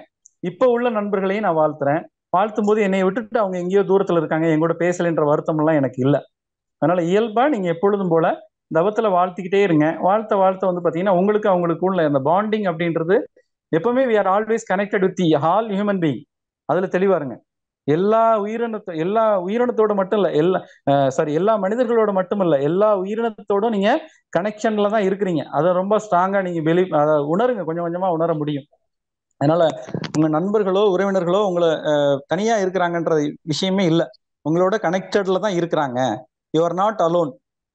சரிங்களா? You are connected with the all the human beings and all the இதுதான் எல்லா உயிரினங்களோடய நீங்க தொடர்புல தான் இருக்கிறீங்க. அது தெளிவா இருந்தோம்னா நமக்கு இந்த லோன்லி ஃபீலிங் அப்படின்றது இருக்காது. நம்ம பயிற்சி எடுக்கும்போது நமக்கு அந்த ஒரு சின்ன கேப் இருக்கிற மாதிரி தெரியும், நம்மள எல்லாரும் ஒதுக்குறாங்களோன்ற மாதிரி. அது கிடையாது. உங்களுக்கு நிறைய இதெல்லாம் கொஞ்சம் வந்து மனசுல ஏற்படுற தடை தான். அதை நீக்கிட்டோம்னா இந்த உலகமே உங்களுக்கு நட்பாயிரும். நன்றிங்க நன்றிங்க. தேங்க்யூ. வாழ்க வளமுடன். மிக சிறப்புங்க ஐயா. அடுத்த அன்பராக அங்கையர் கன்னியம்மா, வாழ்க வளமுடன். வாழ்க வளமுடன் அம்மா. ஐயா வாழ்க வளமுடன் ஐயா. அம்மா வணக்கம். வாழ்க வளமுடன். வாழ்க வளமுடன் ஐயா. இப்ப உங்களோட இந்த ஸ்பீச் ரொம்ப நல்லா இருந்ததுயா. சர்வ வியாபகம்ங்கிறது ரொம்ப அருமையானதுங்கய்யா. இப்பயா எனக்கு தெரிஞ்ச ஒரு பொண்ணு, அவங்க பிள்ளைக்கு வந்து நல்ல பழக்கம்தான். மன்றங்களுக்கு அவங்க அந்த பொண்ணோட அம்மாவை கூட்டிட்டு போயிருக்கேன். அவ தான் எனக்கு ஃப்ரெண்டு. அவங்க மகளுக்கு வந்து ஏதோ சாப்பாடு சரியா கொடுக்க முடியாம போச்சு, பிட்ஸ் வந்துருச்சுன்னு சொல்றாப்புல. திடீர்னு கீழே விழுந்தவொடனே ஜிஹெச்ல தான் காமிச்சிட்டு இருக்காங்க. அங்கே வந்து இவங்களுக்கு பண வசதி ரொம்ப இல்லை. நம்ம ஓரளவு கொடுத்து இது பண்ணியிருக்கோம் மருந்து மாத்திரைக்குன்ட்டு. இப்ப அவங்க மன்றத்துல வந்து பயிற்சி எடுத்துக்கோங்கன்னா தூரமா இருக்குங்கிறாங்க. இப்ப ஏன் இதுல இருந்து நான் அவங்களுக்கு என்ன பயிற்சி மட்டும் அந்த சின்ன பிள்ளைக்கு கொடுக்கலாம்? 12 வயசு ஆகுது, ஏஜ் அட்டன் பண்ணிடுச்சு. இது சரிங்கம்மா. 12 வயசு ஆயிடுச்சு, ஃபிட்ஸ் வந்திருக்குன்னு சொல்லி இருக்காங்க. ஆமா. சரிங்கம்மா. சிம்பிளா நீங்க சொல்லி கொடுக்க என்னன்னா அந்த நமக்கு வந்து ரிலாக்ஸேஷன் மட்டும் நல்லா டீப்பா கொடுக்கணும்மா. ரிலாக்ஸேஷன் மட்டும் டீப்பா கொடுக்கணும். அவங்க மருத்துவமனை மருந்துகள் என்ன சாப்பிடுறாங்கன்றத பார்த்துட்டு ரொம்ப எளிய முறை உடற்பயிற்சியில அவங்களால, அதாவது எவ்வளவு நாளாச்சு சர்ஜரி எதுவும் பண்ணல இல்லைங்கம்மா? எதுவும் மைல்டா தான் வந்திருக்கு. 2 தடவை வந்துருச்சு. ஆனா டாக்டர் சொல்றது ஏதாவது மூச்சு பயிற்சி இது மாதிரி அதாவது ஒரு யோகாக்கு கூட்டு போய் அந்த பிளேய சரி பண்ணிக்கோங்க, மருந்து மாத்திரை எல்லா பயிற்சியும் கொடுக்கலாங்கம்மா. காயகல்பம் தியானம் எல்லாம் கொடுக்கலாம் மன்றத்துல. நீங்க வீட்டுல சொல்லி கொடுக்குறீங்க அப்படின்னா உடற்பயிற்சி முழுமையா சொல்லி கொடுக்கலாம். ஏன்னா ஒன்னும் 12 வயதுக்கு மேல இருக்கிறவங்க தான் உடற்பயிற்சி முழுமையாவே சொல்லி கொடுக்கலாங்க. நான் இப்ப மதுரையில இருக்கேன், காரைக்குடியில இருக்காங்க. சரிம்மா, அங்க உள்ள மன்றத்துக்கு போக சொல்லுங்க, இல்ல பக்கத்துல இருக்கவங்கள சொல்லி கொடுக்க சொல்லுங்க யாராவது ஆசிரியர்களை. சரிங்க ஐயா, ரொம்ப நன்றிங்க ஐயா. இது நாடி இது கபாலபதி இந்த மாதிரி இதெல்லாம் தனியா ஒரு இப்போதைக்கு அவங்க மன்றத்துக்கு போலேன்னா நாடி சுத்தி இந்த மாதிரி இதுல ஏதாவது ஒரு ரெண்டு அந்த பிள்ளைக்கு சின்ன பிள்ளைக்கு ஸ்கூலுக்கு போறதுக்கு முந்தி செஞ்சுட்டு போற மாதிரி அதுக்காக கேட்கிறேன். தாராளமா சொல்லி கொடுக்கலாம். எல்லா பயிற்சிகளும், அதாவது தியானம் காயகல்பம் தவிர எல்லா உடற்பயிற்சியும் சொல்லி கொடுக்கலாம், நாடி சுத்தி சொல்லி கொடுக்கலாம். சரிங்க ஐயா, ரொம்ப நன்றிங்க ஐயா. வாழ்க வளமுடன் ஐயா. அம்மா நன்றிங்க அம்மா, வாழ்க வளமுடன் அம்மா. வாழ்க வளமுடன் அம்மா. அடுத்த அன்பராக மகாலட்சுமி அவர்களை அழைக்கின்றோம். வாழ்க வளமுடன். மகாலட்சுமி அம்மா நீங்க பேசலாம். வாழ்க வளமுடன். திரும்ப அன்மியூட் கொடுக்குறோம், பேசுங்க. கேக்குதுங்களாமா அம்மா? கேக்குது. வளமுடன்மா. ஐயா உரைகள் ரொம்ப சிறப்பா இருந்தது, ரொம்ப நன்றி. நம்ம எப்பவுமே வாழ்க வையகம் வாழ்க வையம் வாழ்த்திக்கிட்டு இருக்கோம். ஆனாலும் தவ முடிவில் ஒவ்வொருத்தரா தனிப்பட்ட முறையில் வாழ்த்துறோம். அது அதுல என்ன விசேஷம்னு தெரிஞ்சுக்க விரும்புறேன், சொல்லுங்க ஐயா. வாழ்க வளமுடன்மா. அதாவது தனிப்பட்ட முறையில நீங்க வாழ்த்துறது என்ன காரணம் அப்படின்னு சொல்லி கேட்டோம்னா, தனிப்பட்ட முறையில நீங்க யார வாழ்த்துறீங்க அப்படின்னா உங்களுக்கு அடிக்கடி தொடர்புல இருக்கிறவங்கள வாழ்த்துறீங்க. சரிங்கய்யா. அவங்க அடிக்கடி தொடர்புல இருக்கிறவங்களை வாழ்த்தும் போது பாத்தீங்க அப்படின்னா உங்களுக்கு உங்களுடைய கர்ம வினை பதிவு வெளிப்படுறது அவங்க மூலமா தான் வெளிப்படுது. சரிங்கய்யா. அப்ப அவங்கள குறிப்பிட்டு வாழ்த்தும் பொழுது என்ன ஆகுதுன்னு சொல்லி கேட்டோம் அப்படின்னா உங்களுடைய கர்ம வினை பதிவை யூ ஆர் அக்செப்டட், நீங்க அதை ஏற்றுக்கிறீங்க. முதல்ல சொன்னா அந்த நம்ம அலை இயக்க தத்துவத்துல பேசுறோம் இல்லைங்களா, மோதுதல் பிரதிபலித்தல் சிதறுதல் ஊடுருவுதல் இரண்டிடையே ஓடிக்கொண்டிருத்தல் அப்படின்ற அடிப்படையில முதல்ல ரிசெப்டிவிட்டி நம்ம சொல்றோம் இல்லைங்களா, அந்த தியானம் செய்ய செய்ய செய்ய செய்ய நமக்கு 5 விதமான தன்மைகள், அதாவது perspicacity, receptivity, adaptability, creativity, magnanimity, creativity இதெல்லாம் நமக்கு கிடைக்குதுன்னு சொல்லி சொல்றோம் இல்லைங்களா.